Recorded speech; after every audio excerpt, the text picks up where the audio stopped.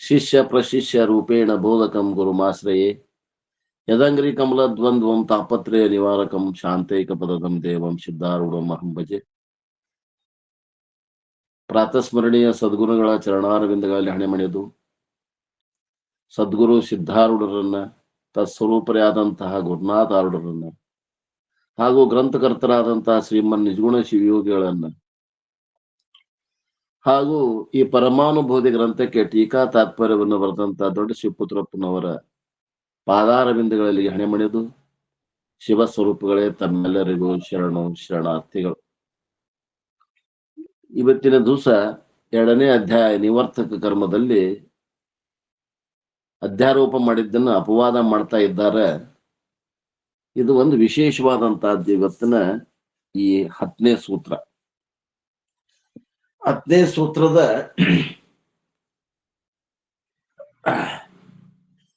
ವಿಷಯ ಏನು ಅಂತಂದ್ರ ಮಾಯಾತನು ಧರ್ಮ ನಿರಾಕರಣೆ ನಿರೂಪಣೆ ಅಂತ. ಮಾಯಾತನು ಧರ್ಮ ಬಹಳ ಮಂದಿಗೆ ಗೊತ್ತಾಗದಲ್ಲ. ಯಾಕಂದ್ರೆ ಇದು ಇಲ್ಲಂತಲ್ಲ, ಅದರ ಕಣ್ಣಿಗೆ ಕಾಣುವುದಿಲ್ಲ. ಈ ಮಾಯಾತನು ಅನ್ನುವಂಥದ್ದನ್ನ ಹಿಂದೆ ಬಹಳ ವಿಶೇಷವಾಗಿ ಹೇಳ್ಯಾರ ನಿಜಗುಂಡ್ರು. ಅದನ್ನ ವಿಶೇಷವಾಗಿ ಇವತ್ತು ನೋಡೋಣ. ಹಿಂದಿನ ಸೂತ್ರದಾಗ ಏನ್ ಹೇಳಿದ್ರು 9ನೇ ಸೂತ್ರದಲ್ಲಿ ಅಂತಂದ್ರೆ, ಅಲ್ರಿ ಜಗತ್ತಿನ ಮಿಥ್ಯಾ ಅಂತ ತಿಳಿದ್ರು ಕೂಡ ಅದು ವಾಸನಾ ಮೂಲಕ ಮೊದಲು ಹೆಂಗ ತೋರ್ತಿತ್ತು ಹಂಗ ತೋರ್ತೈತಿ ಅಂದ್ಮೇಲೆ ಜ್ಞಾನದಿಂದ ಏನಂತ ಪರಮ ಪ್ರಯೋಜನ ಆಗ್ಲಿಲ್ಲಲ್ಲ. ಅದು ಪ್ರಯೋಜನ ಆಗಿತ್ತಂತಂದ್ರ ಜಗತ್ತು ತೋರ್ಬಾರ್ದಾಗಿತ್ತಲ್ಲ. ಅದಕ್ಕ ಏನ್ ಹೇಳ್ತಾರಿಲ್ಲ, ಒಂದು ರಹಸ್ಯ ಮಾತು ಅಂದ್ರ, ಈ ಜಗತ್ತ ತೋರ್ಲಾರ್ದಂಗ ಮಾಡಾಕ್ ಬರ್ತದ. ಅದು ಮಾಡಿದ್ರು ಕೂಡ ಅದು ಹೆಂಗಾಗ್ತದ ಅಂತಂದ್ರ, ಈ ಬಡ್ಡಿ ನೆಲದಾಗಿಟ್ಟು ಮ್ಯಾಗಿನ ಟೊಂಗಿ ಕಡದ್ರೆ ಹೆಂಗಾಗ್ತದ ಹಂಗಾಗ್ತದಪ್ಪ. ಅದಕ್ಕ ಕಾರಣವಾದಂತಹದ್ದ ಅವಿದ್ಯೆಯನ್ನ ಪೂರ್ಣ ಬೇರದರ್ಶನ ತೆಗಿಬೇಕು ಅಂತಂದ್ರ ಈ ಆವರಣ ದೋಷವನ್ನ ನಿವೃತ್ತಿ ಮಾಡ್ಬೇಕಾಗ್ತದ.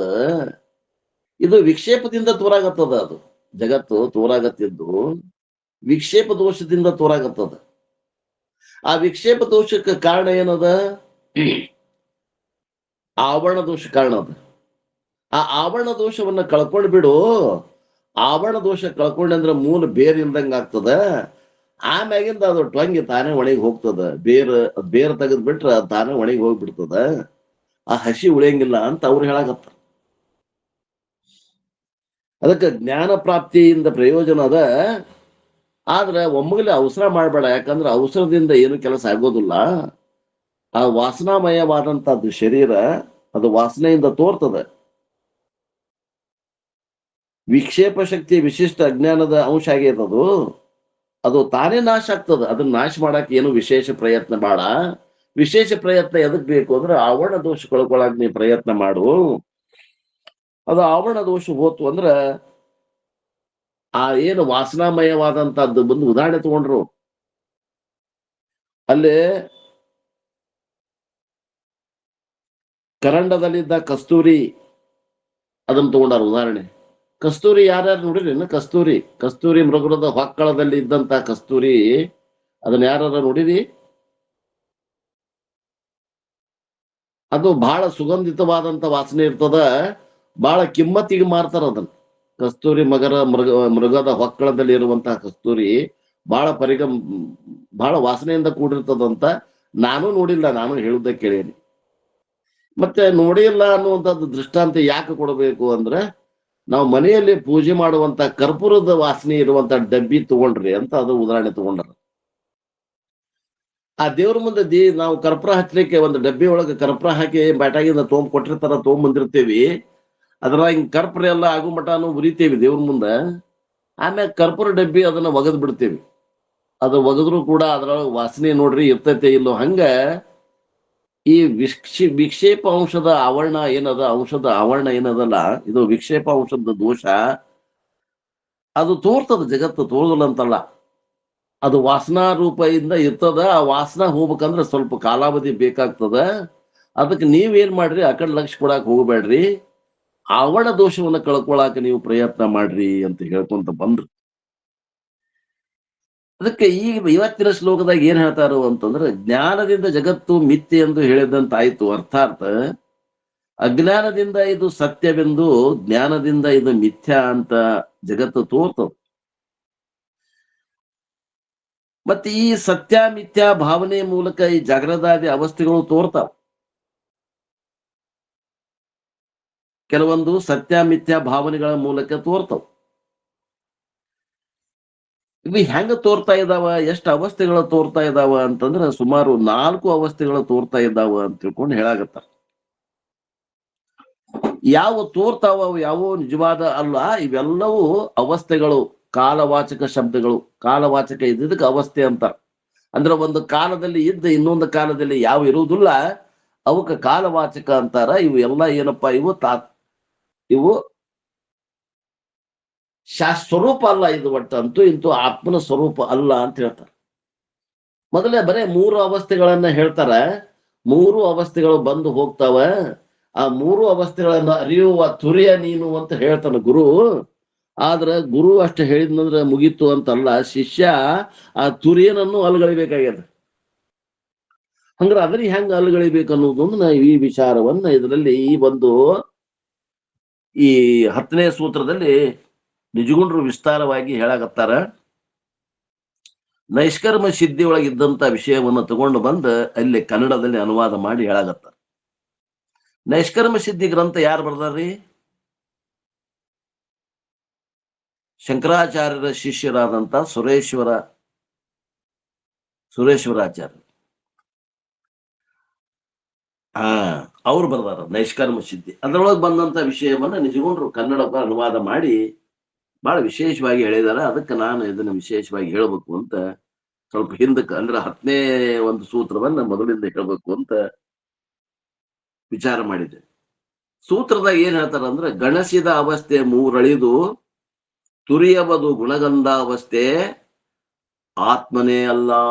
ನೋಡ್ರಿ, ಗುರುಗಳು ಏನ್ ಹೇಳ್ತಾರ ನೋಡಪ್ಪ, 3 ಅವಸ್ಥೆಗಳು ಏನದಾವಲ್ಲ ಅವನ ಅರಿಯುವ ತುರಿಯನೇ ನೀನು ಅಂತ ಹೇಳಿ ಕೈ ಬಿಡ್ತಾರ. ಆದ್ರೆ ಇವ ಸಾಕ್ಷಿ, ಇವ ಏನ್ ಮಾಡ್ಬೇಕು, ಆ ತುರಿಯನನ್ನ ತಿಳ್ಕೊಂಡು ತುರಿಯನು ಕೂಡ ಮಿಥ್ಯ ಅಂತ ತಿಳ್ಕೊಂಡು ಅದನ್ನು ಬೀಸಿ ಒಗಿಬೇಕಾಗ್ಯದ. ಆ ಒಂದು ಸಾಧನೆ ಇವ ಶಿಷ್ಯ ಮಾಡ್ಬೇಕಾಗ್ಯದ. ಗುರುಗಳು ದಾರಿ ತೋರಿಸ್ತಾರ, ಶಿಷ್ಯ ಅಲ್ಲೇ ಮುಂದೆ ಹೋಗ್ಬೇಕಾಗ್ಯದ. ಅಲ್ಲಕ ಇಲ್ಲಿ ವಿಶೇಷವಾದಂತ ಶ್ಲೋಕದ ಇದು. ಜಾಗ್ರತ, ಸ್ವಪ್ನ, ಸುಷುಪ್ತಿಗಳೆಂಬ 3 ಅವಸ್ಥೆಗಳು ಏನದಾವ, ಇವು ಕ್ರಮವಾಗಿ ನಮಗ ಸತ್ವಗುಣದಿಂದ ಜಾಗ್ರತ ಅವಸ್ಥೆ ತೋರ್ತದ, ರಜೋಗುಣದಿಂದ ಸ್ವಪ್ನಾವಸ್ಥೆ ತೋರ್ತದ, ತಮೋ ಗುಣದಿಂದ ಸುಷುಪ್ತಿ ಅವಸ್ಥೆಗಳು ತೋರ್ತಾವ. ಆದ್ದರಿಂದ ಇವು ಗುಣಗಳ ಅಧೀನ ಆಗಿದ್ರೆ ಇವಾಗ ಗುಣತ್ರಯಗಳ ಮೂಲಕ ಇವು ತೋರ್ತಾ ಇದ್ದಾವ. ಈ ಅವಸ್ಥೆಗಳು ನಾಶವಾದ ಬಳಿಕ 4ನೇದಾದ, ಅದಕ್ಕೆ 4ನೇದಕ್ಕೆ ಏನಂತಾರೆ ಸಂಸ್ಕೃತನಾಗ, 3 ಅಲ್ಲದ್ದು 4ನೇದಕ್ಕೆ ಏನಂತಾರ ಗೊತ್ತಿಲ್ಲ? ತೂರ್ಯಾತೀತ ಅಂತಾರ್ರಿ. ತಪ್ಪು. 3 ಅಲ್ಲದ 4ನೇದಕ್ಕೆ ಏನಂತಾರ ನೋಡ್ರಿ, ಹೆಂಗದ ನಮ್ ಜ್ಞಾನ. 3 ಅಲ್ಲದ 4ನೇದಕ್ಕೆ ತುರಿಯ ಅಂತಾರ. ತುರಿಯಾತೀತ ಈಗ ನಾವ್ ಹೇಳಾಕ್ ಹೊಂಟೇವಿ ಬ್ಯಾರೆ. ತುರಿಯವು ಕೂಡ ಹೆಂಗದ 4ನೇ ಅವಸ್ಥೆ, ಇದು ಕೂಡ ಗುಣಗಂಧಾವಸ್ಥೆ ಅಂತ ಹೇಳ್ತೇವಿ. ಅಂದ್ರ ಈ ಗುಣಗಂಧಾವಸ್ಥೆ ಹೆಂಗದ ಅಂತಂದ್ರ ಇದು ಸಗುಣ ಮತ್ತು ನಿರ್ಗುಣದ ನಡುಕದ. ಇದು ನಿರ್ಗುಣ ಅಲ್ಲ, ಇದು ಪೂರ ನಿರ್ಗುಣ ಅಲ್ಲ, ಮತ್ತು ಸಗುಣನೂ ಅಲ್ಲ. ಸಗುಣ ನಿರ್ಗುಣಗಳ ಮಧ್ಯಾವಸ್ಥೆ ಅದ ಇದು. ಅದಕ್ಕೆ ಏನಂತಾರ ಅಂದ್ರ, ಗುಣಗಳು ಶೂನ್ಯ ರೂಪದಿಂದ ಇರುವಂತಹ ಗುಣಗಂಧಾವಸ್ಥೆ ಅಂತಾರ. ಶೂನ್ಯ ಅಂದ್ರೆ ಏನ್ರಿ? ಗಂಧ. ಗುಣಗಂಧಾವಸ್ಥೆ ಅಂದ್ರ ವಾಸನೆ ಐತಿ, ಗುಣಗಳು ಇಲ್ಲ. ತಿಳ್ಕೊಡ್ರಿ ನಾ ಹೇಳೋ ಮಾತಿನ ಅರ್ಥ. ಗುಣಗಳು ಇಲ್ಲ, ಗುಣದ ವಾಸನ ಐತಿ. ಗುಣಗಳೆಲ್ಲ ಹೋಗ್ಯಾವ, ಸತ್ವಗುಣ, ರಜೋಗುಣ, ತಮಗುಣ ಹೋಗ್ಯಾವ. ಮತ್ ಏನು ಉಳ್ದದ? ಹೆಜ್ಜೆ ಉಳ್ದಾವ್. ಆ ಅವಸ್ಥೆ ಹೆಜ್ಜೆ ಉಳ್ದಾವ್, ವಾಸನ ಉಳ್ದಾವ್, ಸಂಸ್ಕಾರ ಉಳ್ದಾವ್. ಆ ಗುಣಗಂಧಾವಸ್ಥೆ ನಾಲ್ಕನೇದು ಏನದ ಗುಣಗಂಧಾವಸ್ಥೆ. ಆದ್ರೆ ವಾಸನಾತ್ಮಕವಾದಂತ ಈ ಅವಸ್ಥೆ ಏನೈತಿ ಇದಾದ್ರೂ ಕೂಡ ಆತ್ಮ ಸ್ವರೂಪ ಅಲ್ಲ. ಆದ್ರೆ ಗುರುಗಳು ಹೇಳ್ಬೇಕಾದ್ರೆ ಇದಕ್ಕ ಆತ್ಮ ಅಂತ ಹೇಳ್ತಾರೆ. ಆದ್ರೆ ಸಾಧನೆ ಮಾಡೋರು ಇದನ್ನ ಅಲಗಳದು ಮುಂದೆ ಹೋಗ್ಬೇಕು. ಯಾಕಂದ್ರೆ ಅವ್ರು ನಿಮಗೆ ಏನದ ಪೂರ ಕರ್ಕೊಂಡು ಹೋಗಿ ನಿಲ್ಸಾಕ್ ಬರಂಗಿಲ್ಲ, ನೀವು ಕಣ್ಕೋಬೇಕಾಗ್ಯದ. ಅವ್ರು ಹೇಳಿದ್ ಗುರುಗಳು ಏನ್ ದಾರಿ ತೋರಿಸಿರ್ತಾರೆ ನಿಜಗುಂಡ್ರು, ದೊಡ್ಡ ಶಿವಪುತ್ರಪ್ಪನವರು, ನಿಜಗುಂಡ್ರು, ಜ್ಞಾನಿಗಳು, ಶಂಕರಾಚಾರ್ಯರು, ಸುರೇಶ್ವರಾಚಾರ್ಯರು, ಅವ್ರೇನ್ ದಾರಿ ತೋರಿಸಿರ್ತಾರ ಆ ದಾರಿ ಒಳಗೆ ಹೋಗಿ ನಾವು ಹುಡುಕಾಡ್ಬೇಕಾಗ್ಯದ. ನಮ್ ಪ್ರಯತ್ನ ಬೇಕಾಗ್ತದ. ಅವರು ತುರಿಯಕನ ಸ್ವರೂಪ ಅಂತ ಹೇಳಿಬಿಟ್ರು, ನೀವು ತುರಿಯ ಸ್ವರೂಪ ಅಲ್ಲ ಅಂತ ಹೇಳ್ತಾರೆ. ಈಗ ಬಹಳ ವಿಶೇಷವಾದಂತ ಇದು ಈ ಸೂತ್ರ. ಆದ್ರೆ ಈ ತುರಿಯ ಅವಸ್ಥೆ ಏನದಲ್ಲ, ತುರಿಯಾತೀತ ಅಂದ್ರೆ ತುರಿಯ ಆದ್ಮೇಲೆ ಬರುವುದ್ರಿ. ಅದನ್ನ ತುರಿಯ ಅಂದ್ರೆ ಅತೀತ ಅಂದ್ರೆ ತುರಿಯ ದಾಟಿದ ಮೇಲೆ ಬರುವುದು. ಈಶ್ವರಪ್ಪ ಸುಮ್ಮನೆ ಬಾಯ ಬಂದಂಗ ಏನಾದ್ರು ಅಂದ್ರೆ ಹೆಂಗ್ರಿ? ತುರಿಯ ಅಂದ್ರೆ ತುರಿಯ ಅಂದ್ರೆ ನಾಲ್ಕನೇದು, ತುರಿಯಾತೀತ ಅಂದ್ರೆ ನಾಲ್ಕನೇದ್ರ ಆಚೆಗೆ ಇರೋದು. ಹಾ, ಆಚೆಗೆ ಹೇಳಕ್ ನಮಗೇನು ಅಲ್ಲಿ ಪ್ಲಾಟ್ಫಾರ್ಮ್ ಇಲ್ಲ, ಅಲ್ಲಿ ಕಾಲ್ ಹತ್ತಂಗ ನಿಲ್ಕಂಗಿಲ್ಲ, ಅಲ್ಲಿ ಬುದ್ಧಿನೂ ನಿಲ್ಕಂಗಿಲ್ಲ. ಅಲ್ಲಿ ನೀವು ಅದನ್ನ ಕಾಣ್ಕೋಬೇಕದನ್ನ. ಅಲ್ಲಿ ವಾಚ್ ಶಬ್ದಗಳು ಹೋಗೋದಿಲ್ಲ. ಯಥೋ ವಾಚೋ ನಿವರ್ತಂತೆ, ಮನಸ್ಸು ಹೋಗೋದಿಲ್ಲ. ಅಪ್ರಾಪ್ಯ ಮನಸ್ಸ ಸಹ ಅದನ್ನ ನೀವು ಅಲ್ಲಿ ಅದನ್ನ ಗುರುತಿಸ್ಬೇಕಾಗ್ಯದ. ಆ ತುರಿಯಾವಸ್ಥೆ ಏನದ ಅದು ನಿಜವಾಗಿ ಆತ್ಮ ಸ್ವರೂಪವೇನೋ ಎಂಬಂತೆ ತೋರ್ತದ, ಆದ್ರ ಅಲ್ಲ, ಡೂಪ್ಲಿಕೇಟ್ ಅದು. ಯಾಕ್ರಿ? ಸಂಸ್ಕೃತ ಅರ್ಥ ಕೇಳಿದ್ರಿ, ಸಂಸ್ಕೃತ ಗೊತ್ತಿಲ್ಲ, ಅದಕ್ಕೆ ಸುಮ್ಮನೆ. ಹಾ ಬಿಡ್ರಿ. ತುರಿಯ ಅಂದ್ರೆ ನಾಲ್ಕನೇದ್ದು. ಬಂದಾರಲ್ಲ ಇವರು, ಬೆಳಿಗ್ಗೆ ಇರ್ಲಿಲ್ಲ ನೀವು? ಬೆಳಿಗ್ಗೆ ಇದ್ದಿಲ್ರಿ, ಸ್ವಲ್ಪ ಕೆಲ್ಸ ಇತ್ತು. ಸರಿ ಸರಿ, ಅದಕ್ಕೆ ಬೆಳಿಗ್ಗೆನು ಇಂಪಾರ್ಟೆಂಟ್ ಇತ್ತು, ರೆಕಾರ್ಡ್ ಮಾಡಕ್ ಹೇಳಿ ನೋಡ್ರಿ ನಾವು ಇವ್ರಿಗೆ. ಯಾರಿಗೆ? ಪ್ರಕಾಶ್ ಅವ್ರು ಮಾಡಿದಾರ, ಅಲ್ಲಿ ಇಸ್ಕೊಡ್ರಿ. ಸರಿ. ನಿಜವಾದ ಆತ್ಮ ಸ್ವರೂಪ ಅನ್ನುವಂಗ ಕಾಣ್ತದ. ಹೆಂಗ ಕಾಣ್ತದ ಅಂದ್ರ ಒಂದು ಉದಾಹರಣೆ ಹೇಳ್ತಾರ ನೋಡ್ರಿ. ರಾಜ ಮತ್ತು ಮಂತ್ರಿ ಇಬ್ರು ಒಂದು ವೇದಿಕೆ ಮ್ಯಾಗ ನಿಂತಾರ ಅಂತ ತಿಳ್ಕೊಡ್ರಿ. ಎಲ್ಲಾ ಪ್ರಜೆಗಳು ಮುಂದದೇವ ಅಂತ ತಿಳ್ಕೊಡ್ರಿ. ಯಾರ್ದು ಹೆಚ್ಚಿಗೆ ಅಲ್ಲಿ ರಾಜ ಮಂತ್ರಿ ಆಡಳಿತ ಮಾಡ್ತಾವಲ್ಲ, ಅದು ಸ್ವತ್ತ ಯಾರ್ದು? ರಾಜ ಅಂದು. ಆದ್ರ ಓಡಾಡವ ಯಾರು ಹೆಚ್ಚಿಗೆ? ಮಂತ್ರಿ ಓಡಾಡ್ತಾನ. ಮಂತ್ರಿನ ರಾಜ ಅನ್ನುವಂಗ ಕಾಣಗತ್ತಾನ. ಆದ್ರ ಮಂತ್ರಿ ಮಾಡುವುದು ಆಡಳಿತ ಯಾರ ಸತ್ತ ಅದ್ದದು? ರಾಜನ ಸತ್ತ. ಹಂಗ ಈ ತುರಿಯ ಅವಸ್ಥೆ ಐತಲ್ಲ, ಇದು ಮಂತ್ರಿ ಇದ್ದಂಗದ. ಅದು ಸತ್ತ ಮಾತ್ರ ಅದು ಯಾರ್ದೈತಿ ಅಂತಂದ್ರೆ ಅದು ಪರಮಾತ್ಮ ಆತ್ಮಂದದ. ಅದಕ್ಕೆ ಅಲ್ಲಿ ಇನ್ನೂ ಒಂದು ಸ್ಟೆಪ್ ಅದ. ಮಂತ್ರಿನಿಗೆ ನಾವು ಆತ್ಮ ಅಂತ ತಿಳ್ಕೊಬಾರ್ದು, ಹಾ ಏನಂದ್ರಿ? ಇಲ್ಲ, ಸರಿ ಕೇಳಿಸ್ತತ್ರಿ. ಕೇಳಿಸ್ವಾದಂತ ಅವ್ರಿಗೆ? ಅವ್ರ ನೆಟ್ವರ್ಕ್ ಏನೋ ಸರಿ ಇಲ್ಲ ಅಂತ. ಅದು ಹೊರಗೆ ಹೋಗಿ ಬರ್ರಿ ಒಮ್ಮೆ, ಯಾರು ನೋಡ್ರಿ ಹೋಗಿ ಬರ್ರಿ. ನಮ್ದು ಸರಿ ಆತೇನ್ರಿ? ಕೇಳಾತೇನ್ರಿ? ನಿಮ್ದು ಸರಿ ಇದ್ರ ನಾನ್ ಸರಿ ಇರಾಕಿಲ್ಲ, ನಾನ್ ಸರಿ ಇಲ್ಲ ಅಂದ್ರೆ ನಾ ಹೊರಗೆ ಹೋಗಿ ಬರ್ತೀನಿ. ಮತ್ ನಾನ್ ಸರಿ ಅದೇನಿ, ಎಲ್ಲರಿಗೂ ಆಡಿಬಲ್ ಅದೇನಿ ಅಂದ್ರೆ ಯಾರಿಗ್ ಕೇಳಂಗಿಲ್ಲ. ನೀವು ಹೊರಗೆ ಹೋಗಿ ಬರ್ರಿ, ಒಮ್ಮೆ ಎಕ್ಸಿಟ್ ಆಗಿ ಮತ್ ಒಳಗ್ ಬರ್ರಿ, ಕೇಳ್ತದ. ನಿಜವಾದ ಆತ್ಮ ಸ್ವರೂಪ ಏನೋ ಅನ್ನಂಗ ಕಾಣ್ತದೆ ಇದು ತುರಿಯಾವಸ್ಥೆ, ಆದ್ರೆ ಇದು ಆತ್ಮ ಸ್ವರೂಪ ಅಲ್ಲ. ಯಾಕಂದ್ರೆ ಅದು ಮಿಥ್ಯೆ ಆಗ್ಯದ. ಅದು ವಾಸನಾತ್ಮಕವಾದಂತ ತುರಿಯಾವಸ್ಥೆ ಏನದ, ಅದು ಉತ್ಪತ್ತಿ ನಾಶಗಳಿಂದ ಕೂಡ್ಯದ. ಯಾವ್ದು ಉತ್ಪತ್ತಿ ಅದ ಅದು ನಿತ್ಯ ಅಲ್ಲ, ಅದು ಉತ್ಪತ್ತಿ ಆಗ್ಯದ. ಈಗ ತುರಿಯ ಉತ್ಪತ್ತಿ ಆಗ್ಯದ. ಆದ್ದರಿಂದ ತುರಿಯ ಏನದ ನಿಜವ ಅದು ಏನಪ್ಪಾ ತುರಿಯ ಅಂತಂದ್ರ ಅದು ನಿಜವಾದ ಸ್ವರೂಪದಂತೆ ಜ್ಞಾನಿಗೆ ಕಂಡ್ರೂ ಕೂಡ ಅದರಲ್ಲಿ ದೋಷ ಅದ, ಅದರಲ್ಲಿ ಒಂದು ಉಪಾಧಿ ಅದ, ಅದರಲ್ಲಿ ಇನ್ನೂ ಒಂದು ಕಸರ ಅದ. ಅದು ಕಸರ ತೆಗಿಬೇಕನ್ನೋದು ನಿಜಗುಂಡ್ರ ಆಸೆ. ಅದ್ರಾಗ ಏನ್ ಕಸರ ಅದರಿ? ಉಪಾಧಿ ಹೇಳ್ತ. ಆ ಉತ್ಪತ್ತಿ ನಾಶಗಳಿಗೆ ಅಧಿಷ್ಠಾನವಾದಂತ ಯಾವ ವಸ್ತು ಅದ, ಯಾವ್ದು ನಿರುಪಾಧಿಕ ಅದವೋ, ಯಾವ್ದು ನಿರುಗುಣ ಅದನೋ ಅದು ತುರಿಯ, ಅದು ನಿಜವಾದ ತುರಿಯ. ಇದು ತುರಿಯ ಅಂತ ತೋರಿದ್ರು ಇದು ತುರಿಯ ಅಲ್ಲ. ಅದಕ್ಕೆ ಏನ್ ಮಾಡಿದ್ರು, ಈ ತುರಿಯಾಗ ತುರಿಯ ಅಂತ ಹೆಸರು ಇಟ್ಟು ಅದು ನಿಜವಾದ ಸ್ವರೂಪಕ್ಕೆ ತುರಿಯಾತೀತ ಅಂತಾರ. ಈಗ ಬಂತ ನೋಡಿ ಈಶ್ವರಪ್ಪ ತುರಿಯಾತೀತ. ಇನ್ನ ಜಾಗೃತಾದಿ ಅವಸ್ಥೆಗಳ ಸ್ವರೂಪವನ್ನ ಹೇಳ್ತಾರ. ಜಾಗೃತಾದಿ ಅವಸ್ಥೆಗಳ ಸ್ವರೂಪವನ್ನು ಹೇಳ್ತಾರ. ಜಗವಿದು ದಿಟವೆಂಬ ಬಗೆಯೇ ಜಾಗರಣವು. ಆ ಜಗವಿದು ಪುಷಿ ಎಂಬುವುದು ಸ್ವಪ್ನ. ಜಗವಿದು ಏನೆಂದು ನೋಡದ ಇರುವೆ ಸುಪ್ತಿ. ಮೃಗಮದ ಗಂಧಿ ತಿಳುಪುದು ಇಂತು. ಇಲ್ಲಿ ಸಿಂಪಲ್ ಆಗಿ ಜಾಗ್ರತ ಸ್ವಪ್ನ ಸುಷುಪ್ತಿ ಉದಾಹರಣೆ ಕೊಟ್ಟಿದ. ಜಗತ್ತು ಸತ್ಯವೆಂಬ ಭಾಗ ಏನೈತಲ್ಲ, ಭಾವನೆ, ಜಗತ್ತು ಸತ್ಯ ಅನ್ನುವಂತ ಭಾವನೆ ಐತಲ್ಲ, ಇದು ಜಾಗ್ರದ ಅವಸ್ಥೆ. ಇಲ್ರಿ ಇದು ಜಗತ್ತು ಸುಳ್ಳು ಅನ್ನುವಂತ ಭಾವನೆ ಐತಲ್ಲ, ಅದೇ ಸ್ವಪ್ನ. ಮತ್ತ ಇದು ಸತ್ಯ ಮಿಥ್ಯಗೆಂಬ ಎರಡೂ ವಿಧವಾದ ಭಾವನೆಗಳ ತೋರದಿರುವುದೇ ಸತ್ಯನು ಅನ್ನುವುದು ತೋರ್ವಲ್ದು. ಇದು ಸುಳ್ಳು ಅನ್ನೋದು ತೋರ್ವಲ್ದು. ಅಂದ್ರೆ ಬೀಜ ರೂಪಕ್ಕೆ ಹೋಗ್ಯದ ನೋಡ್ರಿ. ಆ ಬೀಜ ರೂಪಕ್ಕೆ ಹೋಗಿದ್ದಕ್ಕೆ ಏನಂತಾರ, ಸುಷುಪ್ತಿ ಅವಸ್ಥೆ ಎಂದು ಹೇಳುತ್ತಾರೆ. ಇದು ಒಂದ್ ರೀತಿಯಿಂದ ವಿಶೇಷವಾದ ಡೆಫಿನೇಷನ್. ನಾವ್ ಇಲ್ಲಿವರೆಗೆ ಬಹಳ ಡೆಫಿನೇಷನ್ ನೋಡಿವಿ. ನಿಮಗ್ ಬೇಕಂದ್ರೆ ಜಾಗೃತ ಅವಸ್ಥಾ ಅಂದ್ರೆ ಎದಕ್ಕಂತಾರಪ್ಪ ಅಂತಂದ್ರೆ ಎಷ್ಟು ಬೇಕಷ್ಟು ಡೆಫಿನೇಷನ್ ನಿಮ್ಗೆ ಹೇಳ್ಬೋದು ನಾವು. स्वप्न और सुषुप्ति से भिन्न इंद्रिय जन्य ज्ञान का और इंद्रिय जन्य ज्ञान के संस्कार का आधार काल जो है उसको जागृत अवस्था कही है. विचार चंद्रोदय टिप्पणी ಡೆಫಿನೇಷನ್. ಇನ್ನ ಮತ್ತೊಂದು ಹೇಳ್ತಾರೆ ಜಾಗೃತ ಅವಸ್ಥೆ ಅಂದ್ರೆ ಏನಂತಂದ್ರೆ, ಸಂಕ್ಷಿಪ್ತ ಹೇಳ್ಬೇಕಂದ್ರೆ ಇಂದ್ರಿಯ जन्य ज्ञान की अवस्था को जागृत अवस्था कहिए है.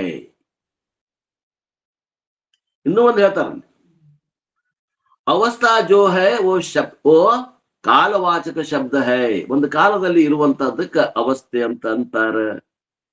ಕಾಲವನ್ನು ಹೇಳ್ತದ.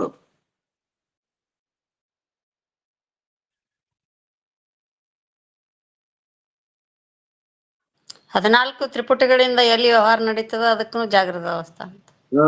ಅದನ್ನು ಹೇಳ್ತಾರೆ.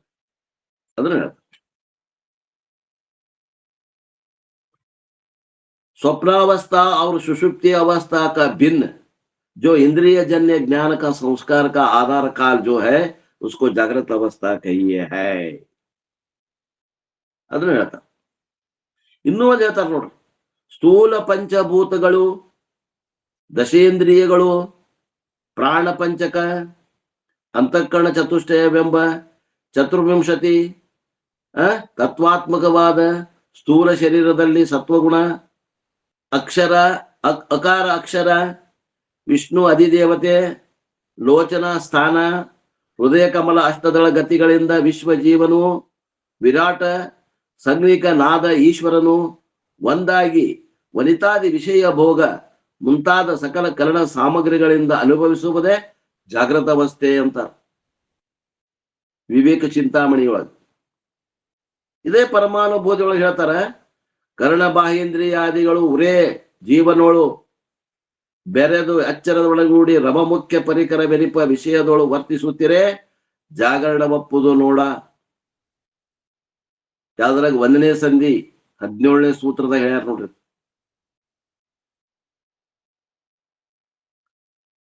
ಜಗವಿದು ದಿಟವೆಂಬ ಬಗೆಯೇ ಜಾಗರಣವು ಪರಮಾನುಭೂತಿ 2ನೇ ಸಂಧಿ 10ನೇ ಸೂತ್ರ ಇದ್ರಾಗ ಬರ್ತದೆ.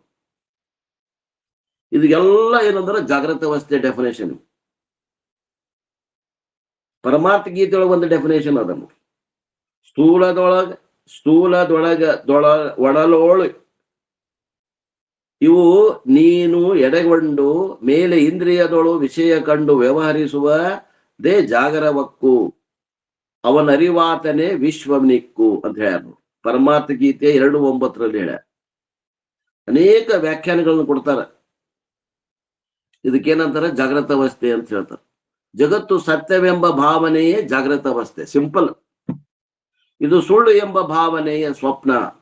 ಇದು ಸತ್ಯ ಮಿಥ್ಯಗಳೆಂಬ 2 ವಿಧವಾದ ಭಾವನೆ ತೋರದಿರುವುದೇ ಸುಷುಪ್ತಿ ಅವಸ್ಥೆ ಎಂದು ತಿಳಿಯತಕ್ಕದ್ದು.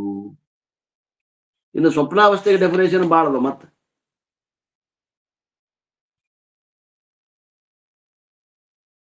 इंद्रिय से अजन्य विषय गोचर अंतःकरण की अपरोक्ष वृत्ति काल स्वप्न अवस्था कहिए है विचार चंद्रोदय ವಿವೇಕ ಚಿಂತಾಮಣಿಯೊಳಗೆ 24 ತತ್ವದೊಳಗೆ ಸ್ಥೂಲ ಭೂತಂಗಳ 5 ಚಿತ್ತ ಬುದ್ಧಿಗಳೆಂಬೆರಡನ್ನು ಬಿಟ್ಟು ಮಿಕ್ಕ 17 ತತ್ವರೂಪ ಸೂಕ್ಷ್ಮ ತನುವಿನಲ್ಲಿ ರಜೋಗುಣ ಉಕಾರ ಅಕ್ಷರ ಬ್ರಹ್ಮ ಅಧಿದೇವತೆ ಕಂಠಸ್ಥಾನ ಹೃತ್ಕಮಲ ಕರ್ಣಿಕಾದಿ ಗತಿಗಳಿಂದ ತೈಜಸ ಜೀವನು ಸೂತ್ರಾತ್ಮಕ ಸಂಜ್ಞಿಕನಾದ ಈಶ್ವರನು ಮುಂದಾಗಿ ಜಾಗ್ರತ ವಾಸನಾಭೋಗಮಂ ಮನವೆಂಬ ಕರ್ಣದಿಂದ ಅನುಭವಿಸುತ್ತಿರುವುದೇ ಸ್ವಪ್ನಾವಸ್ಥೆ ಎಂದೆನಿಸುವುದು. ಬಹಳ ಉದ್ದವಾದ ಡೆಫಿನೇಷನ್, ನೀವು ಬೇಕಂದ್ರೆ ಅವನು ತಗೋಬಹುದು. ಜಗವಿದು ಖುಷಿ ಎಂಬುವುದೇ ಸ್ವಪ್ನ ಮತ್ತು ಇನ್ನೊಂದು ಡೆಫಿನೇಷನ್ ವೃತ್ತಿ ಪ್ರಭಾಕರದ ಬರ್ತದೆ. ಇಂದ್ರಿಯಸೆ ಅಜನ್ಯ ಜೋ ವಿಷಯ ಗೋಚರ ಅಂತಃಕರಣಿಕೆ ಅಪರೋಕ್ಷ ವೃತ್ತಿ ತಾಕು ಅವಸ್ಥಾಕು ಸ್ವಪ್ನಾವಸ್ಥಾ ಕೈಯೇ ಹೈ. ಇದೆಲ್ಲ ಸ್ವಪ್ನಾವಸ್ಥೆ. ಇನ್ನು ಸುಷುಪ್ತಿ ಅವಸ್ಥೆಗೆ ಏನಂತಾರ ಅಂದ್ರ ಸುಖಗೋಚರ और अविद्या गोचर अविद्या की वृत्ति काल सुषुप्ति अवस्था कही है.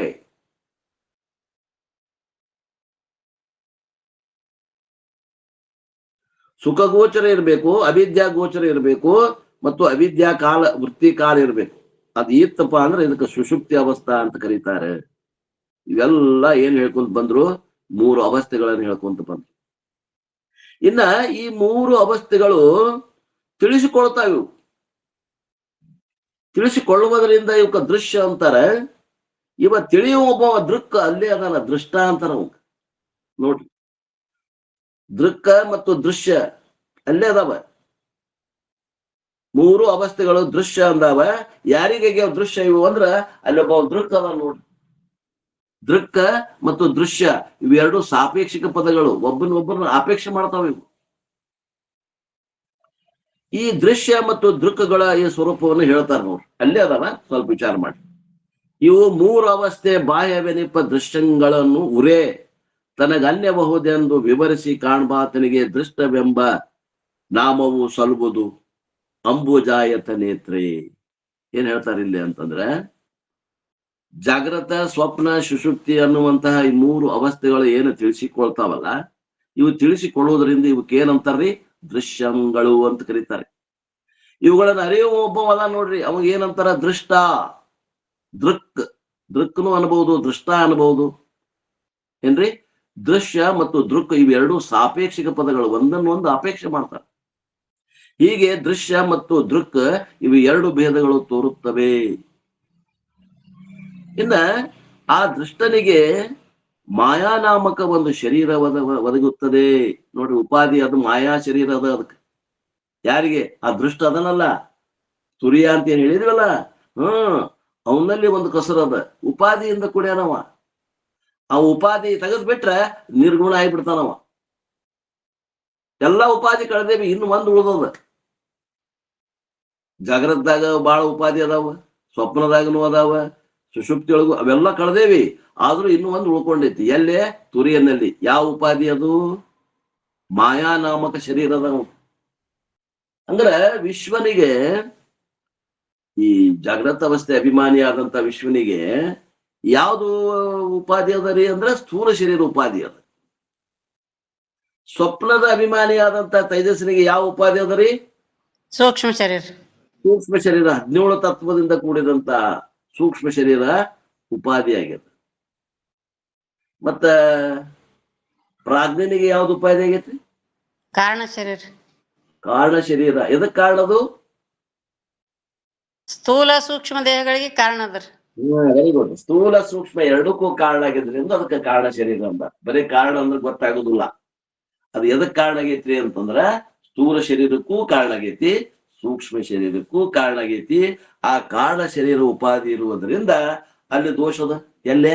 ಪ್ರಾಜ್ಞೆನಲ್ಲಿ. ಮತ್ತೆ ಇವು ಎಲ್ಲ ದೃಶ್ಯ ಅದು. ಇವರಲ್ಲಿ ದೋಷ ಹುಡುಕಿದ್ರಿ, ದೃಕ್ಕನಲ್ಲಿ ದೋಷ ಹುಡುಕ್ತಾ ಆಗತ್ತಿರಲ್ರಿ. ಹೌದು, ಆ ದೃಕ್ಕನಲ್ಲಿ ಇದ್ದಂತ ಒಂದು ದೋಷವನ್ನ ಕಳಿಬೇಕಾಗ್ತದೆ. ಮೊದಲ ಅದಕ್ಕ ಸ್ವರೂಪ ಅಂತ ತಿಳ್ಕೊಡ್ರಿ, ಏನ ತಪ್ಪಿಲ್ಲ. ಅದ ಅಲ್ಲಿಗೆ ಬಂದ ನಿಂತೇವೆ ನಾವು ದೃಕ್ ಅನ್ನಕ, ಅದು ಏನ ದೃಕ್ಗೆ ಅದು ಸ್ವರೂಪ ಅನ್ನಕ ಬಂದ್ ನಿಂತೇವೆ ಅನ್ನೋ ನೋಡ್ಕೊಡ್ರಿ. ಮೊದಲ ನೋಡಿದ್ಮ್ಯಾಗ ದೋಷವನ್ನ ಕಂಡು ಹಿಡಿಯೋದು, ಅದಕ್ಕಿಂತ ಮೊದಲ ಅದಕ್ಕೆ ಸ್ವರೂಪ ಅಂದ್ಬಿಡೋದು. ಇಷ್ಟು ಸೂಕ್ಷ್ಮ ವಿಚಾರದ ಇದು.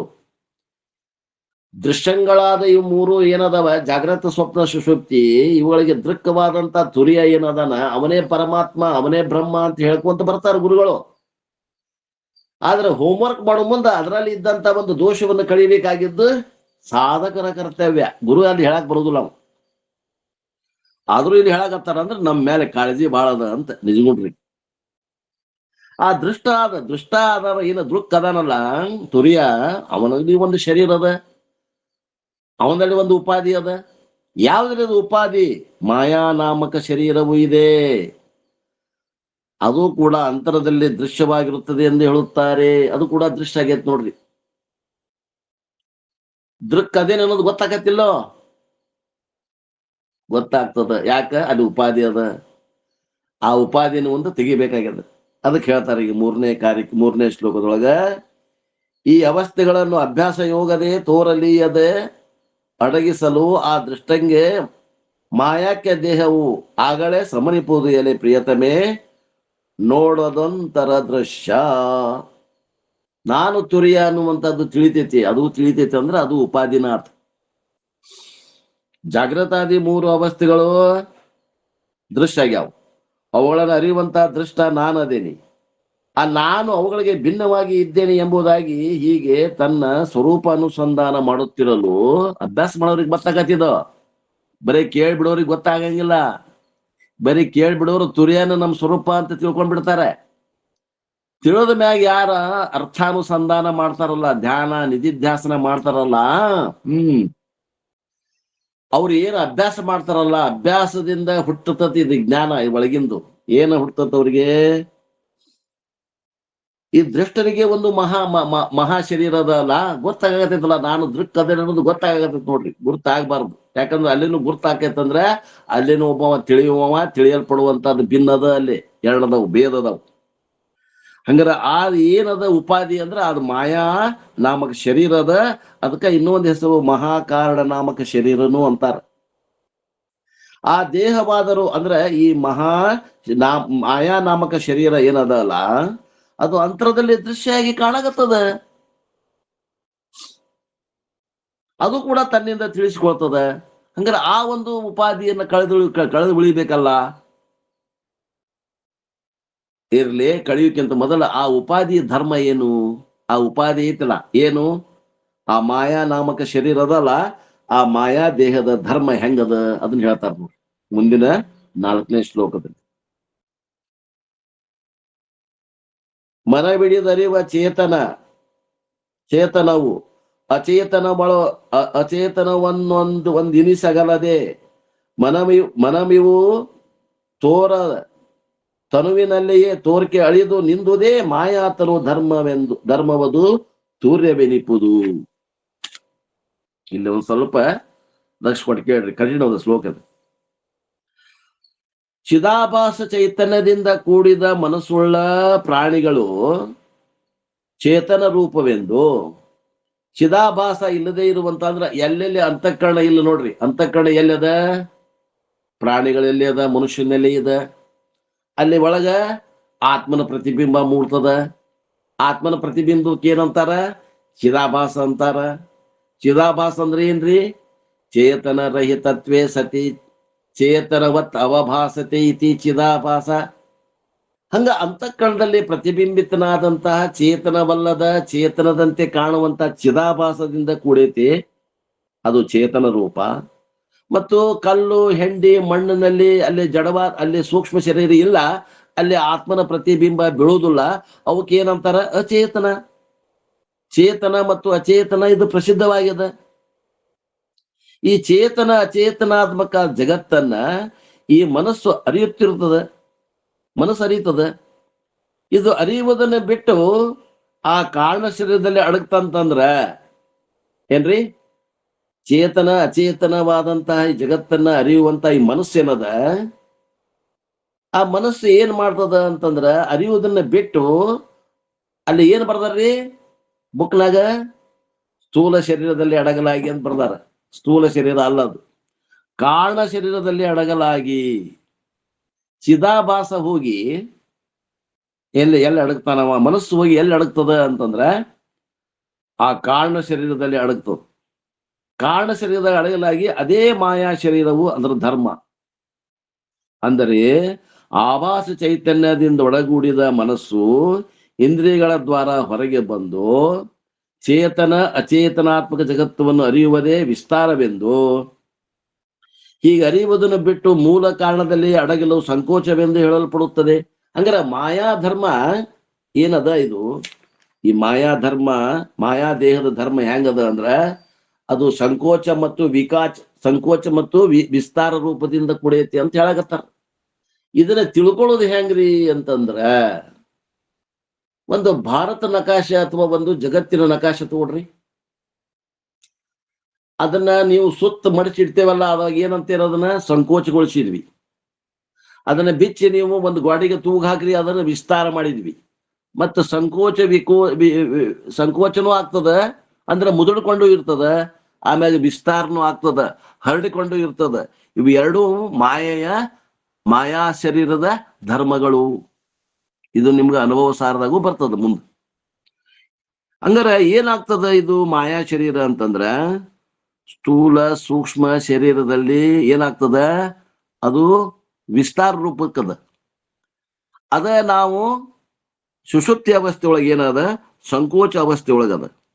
ಈ ಸಂಕೋಚ ವಿಸ್ತಾರಗಳೆರಡೂ ಇವು ಮಾಯಾ ಶರೀರದ ಧರ್ಮಗಳು ಅಂತ ತಿಳ್ಕೊಬೇಕು. ಕೈಯಾಗ ಯಾರ ಕಡೆ ಬುಕ್ ಅದ ಅಲ್ಲಿ ಚೇಂಜ್ ಮಾಡ್ಕೊಡ್ರಿ, ಸ್ಥೂಲ ಶರೀರ ತೆಗೆದು ಕಾರಣ ಶರೀರ ಹಾಕೊಡ್ರಿ. ಇನ್ನೂ ಒಂದ್ ಸ್ವಲ್ಪ ಹೇಳ್ತೀನಿ, ಬರ್ಕೋಬೇಕಾಗ್ತದೆ ಇಲ್ಲಿ. ಅಂದ್ರೆ ಇದು ಮಾಯಾ ಶರೀರ ಧರ್ಮಗಳನ್ನು ಹೇಳಿದ್ರು. ಮುಂದೆ ಇದು ತೂರೆ ಬೆರೆಸುತ್ತದೆ ಅಂದಾರಲ್ಲ, ಅಲ್ಲಿ ಒಂದು ನಡಕ ಒಂದು ಸೆಂಟೆನ್ಸ್ ಹಾರ್ಯದ. ಏನು ಹೇಬರಿ ಕೇಳಬೇಕಾಗಿತ್ತು ಅಂದ್ರ, ಈ ಸಂಕೋಚ ವಿಸ್ತಾರಗಳೆಂದು ತೋರದೆ ತೆರೆ ಅಡಗಿದ ಸಮುದ್ರದಂತೆ ಇರಲಾಗಿ, ಅದಕ್ಕೇನಂತಾರ, ಅವಾಗ ತೂರ್ಯ ಅಂತಾರ ಅದಕ್ಕೆ. ಯಾವಾಗ ಆ ಸಂಕೋಚ ವಿಸ್ತಾರ ಎರಡೂ ತೋರಿದಾಗ ಅನ್ನಂಗಿಲ್ಲ, ಅವೆರಡೂ ತೋರದೆ ತೆರೆ ಅಡಗಿದ ಸಮುದ್ರದಂತೆ, ಅಂದ್ರೆ ಸಮುದ್ರದಲ್ಲಿ ಯಾವ ಗಾಳಿನೂ ಬೀಸಿಲ್ಲ, ಯಾವ ಅಲೆಗಳು ಇಲ್ಲ, ನಿಂತ ನೀರು ಶಾಂತವಾಗಿ ನಿಂತದ. ಹಂಗ ಜಾಗ್ರತನೂ ಇಲ್ಲ, ಸ್ವಪ್ನನೂ ಇಲ್ಲ. ತೆರೆ ಅಡಗಿದ ಸಮುದ್ರದಂತೆ ಇರಲಾಗಿ, ಅದಕ್ಕೆ ಏನಂತಾರ್ರಿ, ಯಾವ ಜಾಗ್ರತೂ ಇಲ್ಲ, ಸ್ವಪ್ನನೂ ಇಲ್ಲ, ಸುಷುಪ್ತಿನೂ ಇಲ್ಲ. ಅದಕ್ಕೆ ಏನಂತ, ತೆರೆ ಅಡಗಿದ ಅಂಬುದಂತೆ ಇದ್ದಾಗ ಅದಕ್ಕೆ ಏನಂತ ತುರಿಯ ಅಂತ ಕರೀತಾರ. ಇಲ್ಲಿ ಬರ್ಕೋಬೇಕು ಇಷ್ಟು. ಬಳಿಕ ಈಗ ಏನ್ ಹೇಳಿದ್ರು, ಆ ಮಾಯಾ ಶರೀರದ ಒಂದು ಧರ್ಮವನ್ನ ಹೇಳಿದ್ರು. ಈಗ ತುರ್ಯಾವಸ್ಥೆಯ ಸ್ವರೂಪವನ್ನು ಹೇಳ್ತಾರೆ. ಆ ಉಪಾಧಿಯಿಂದ ಹೇಳಿದ್ರೆ ಈಗ ಉಪಹಿತವಾದ ಚೇತನದ ಸ್ವರೂಪ ಹೇಳ್ತಾರೆ. ತೋರುವ ಕಪಟದ ಮೂರು ಅವಸ್ಥೆಗಳನ್ನು ತೋರುವ ಅರಿವನ್ನು ಅಡಗಿಸಲ್ ಏನೂ ತೋರದೆ ನಿಸ್ತರಂಗಾಂಬುದಿ ಅಂತಿರೆ ತೋರುತ್ತಿರ್ಪದು ತೂರ್ಯ ಪದವದು. ಈಗ ತೂರ್ಯ ಪದ ತಗೋಬೇಕು, ಅವ್ರು ಅಲ್ಲೇ ತಗೊಂಡ್ಬಿಟ್ಟ. ಜಾಗ್ರತ ಸ್ವಪ್ನ ಸುಷುಪ್ತಿಗಳೆಂಬ ಮೂರು ಅವಸ್ಥೆಗಳು ಒಂದು ಕಾಲಕ್ಕ ತೋರ್ತವ, ಇನ್ನೊಂದು ಕಾಲಕ್ಕೆ ತೋರುವುದಿಲ್ಲ. ಒಂದು ಕಾಲಕ್ಕೆ ಜಾಗ್ರತ ತೋರಿದಾಗ ಸ್ವಪ್ನ ಸುಷುಪ್ತಿ ಇಲ್ಲ, ಸ್ವಪ್ನ ತೋರಿದಾಗ ಜಾಗ್ರ ಸುಷುಪ್ತಿ ಇಲ್ಲ, ಸುಷುಪ್ತಿ ತೋರಿದಾಗ ಜಾಗ್ರತ ಸ್ವಪ್ನ ತೋರುವುದಿಲ್ಲ. ಆದ್ರಿಂದ ಇವೇನಂತಾವ, ಇವು ಕಪಟದ ಅವಸ್ಥೆಗಳು. ಒಂದಿದ್ದಾಗ ಇನ್ನೊಂದಿರಂಗಿಲ್ಲ, ಕಪಟ. ಈ ಅವಸ್ಥೆಗಳನ್ನು ಅರಿಯುವಂತ ವಿಶ್ವಾದಿ ಜೀವರು ಏನೊಂದು ತೋರದೆ ತೆರೆ ಅಡಗಿದ ಸಮುದ್ರದಂತೆ ಇರಲಾಗಿ ಅದಕ್ಕೆ ತುರ್ಯಾವಸ್ಥೆ ಎಂದು ಕರೆಯುತ್ತಾರೆ. ಅಂದ್ರೆ ಇಲ್ಲಿ ಏನಾಯ್ತು ಅಂದ್ರೆ, ಇಲ್ಲಿ ನಾನೂ ಇಲ್ಲ, ನನ್ನದೂ ಇಲ್ಲ. ಬರ್ಕೊಡ್ರಿ, ಬೇಕಾರಲ್ಲಿ ಬರ್ಕೊಡ್ರಿ ಒಂದು ಟಿಪ್ಪಣಿ. ನಾನು ಅನ್ನೋದಿಲ್ಲ, ನನ್ನದು ಅನ್ನೋದಿಲ್ಲ. ಆ ತುರ್ಯನಲ್ಲಿ ಏನಿತ್ತು, ನಾನು ನನ್ನದು ಅನ್ನೋದು ಐತಲ್ಲಿ. ಈಗ ಏನಾಯ್ತು, ತೆರೆ ಅಡಗಿದ ಅಂಬುದಿ ಅಂತ ಅಂದಾಗ ನಾನು ಅನ್ನುವಂತ ಭಾವನೂ ಇಲ್ಲ, ನನ್ನದು ಅನ್ನುವಂತ ಭಾವನೂ ಅಳದು ಹೋತು.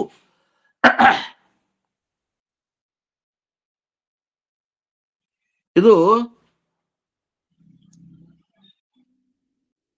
ಈ ತುರ್ಯಾವಸ್ಥೆಯು ಗುಣಾವಸ್ಥೆಯು ಅಲ್ಲ, ಇದು ನಿರ್ಗುಣ ಅವಸ್ಥೆಯೂ ಅಲ್ಲ, ಕಿಂತು ಇದು ಸಗುಣ ನಿರ್ಗುಣಗಳಲ್ಲಿ ಮಧ್ಯಾವಸ್ಥೆ, ಅದಕ್ಕೆ ಗುಣಗಂಧಾವಸ್ಥೆ ಅಂತ ಕರೀತಾರೆ. ಇನ್ನ ಏನದ ತುರ್ಯಾತೀತ ಅವಸ್ಥೆ ಅದನ್ನ ಏನು ಹೇಳಿದ್ವಿ, ಈಗ ಆ ತುರ್ಯಾವಸ್ಥೆದ ಹೆಂಗದ ಅಂದ್ರೆ ಅದು ಸಗುಣನೂ ಅಲ್ಲ ನಿರ್ಗುಣ ಅಲ್ಲ, ಎರಡರ ಮಧ್ಯಾವಸ್ಥೆ ಅದ, ಅದು ಜಂಕ್ಷನ್ ಅದ, ಅದು ಬ್ರಿಡ್ಜ್ ಇದ್ದಂಗ ಅದ, ಅದನ್ನ ಹೇಳ್ತಾರ ನೋಡ್ರಿ.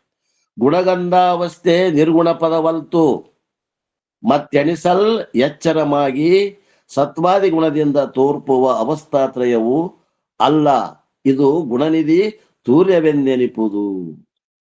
ಈ ನಾಲ್ಕನೇದೇನು ಅವಸ್ಥೆ ಐತಲ್ರಿ, ಇದು ಗುಣಗಳ ವಾಸನಾತ್ಮಕವಾಗಿರುತ್ತದೆ. ಗುಣಗಳಿಂದ ವಾಸನೆಯಿಂದ ಕೂಡೈತಿ, ಗುಣ ಇಲ್ಲ ಇಲ್ಲಿ, ಗುಣಗಳ ವಾಸನೆಯಿಂದ ಕೂಡಿಯದ. ಅದಕ್ಕೆ ಏನಂತಾರ, ಗುಣಗಂಧ. ವಾಸನೆ ಅನ್ನಕ್ ಗಂಧ ಅಂತ ಮಾಡ್ಯಾರ. ವಾಸನೆ ಶಬ್ದಕ್ಕೆ ಏನಂದ್ರ ಇನ್ನೊಂದು ಶಬ್ದ ಏನು, ವಾಸನೆಗೆ ಗಂಧ ಅಂದ್ರೆ ಗುಣಗಂಧಾವಸ್ಥೆ, ಅಂದ್ರೆ ಗುಣಗಳ ವಾಸನಾತ್ಮಕವಾದಂತ ಅವಸ್ಥೆ ಯಾವುದು, ತುರಿಯ. ಆದ್ದರಿಂದ ಸತ್ವಾದಿ ಗುಣಗಳ ಮೂಲಕ ತೋರುವ ಜಾಗೃತ ಸ್ವಪ್ನ ಸುಷುಪ್ತಿ ಅವಸ್ಥೆಯೂ ಅಲ್ಲ, ಹಾಗೂ ಯಾವುದೊಂದು ಗುಣವಿಲ್ಲದ ನಿರ್ಗುಣ ಸ್ವರೂಪವೂ ಅಲ್ಲ.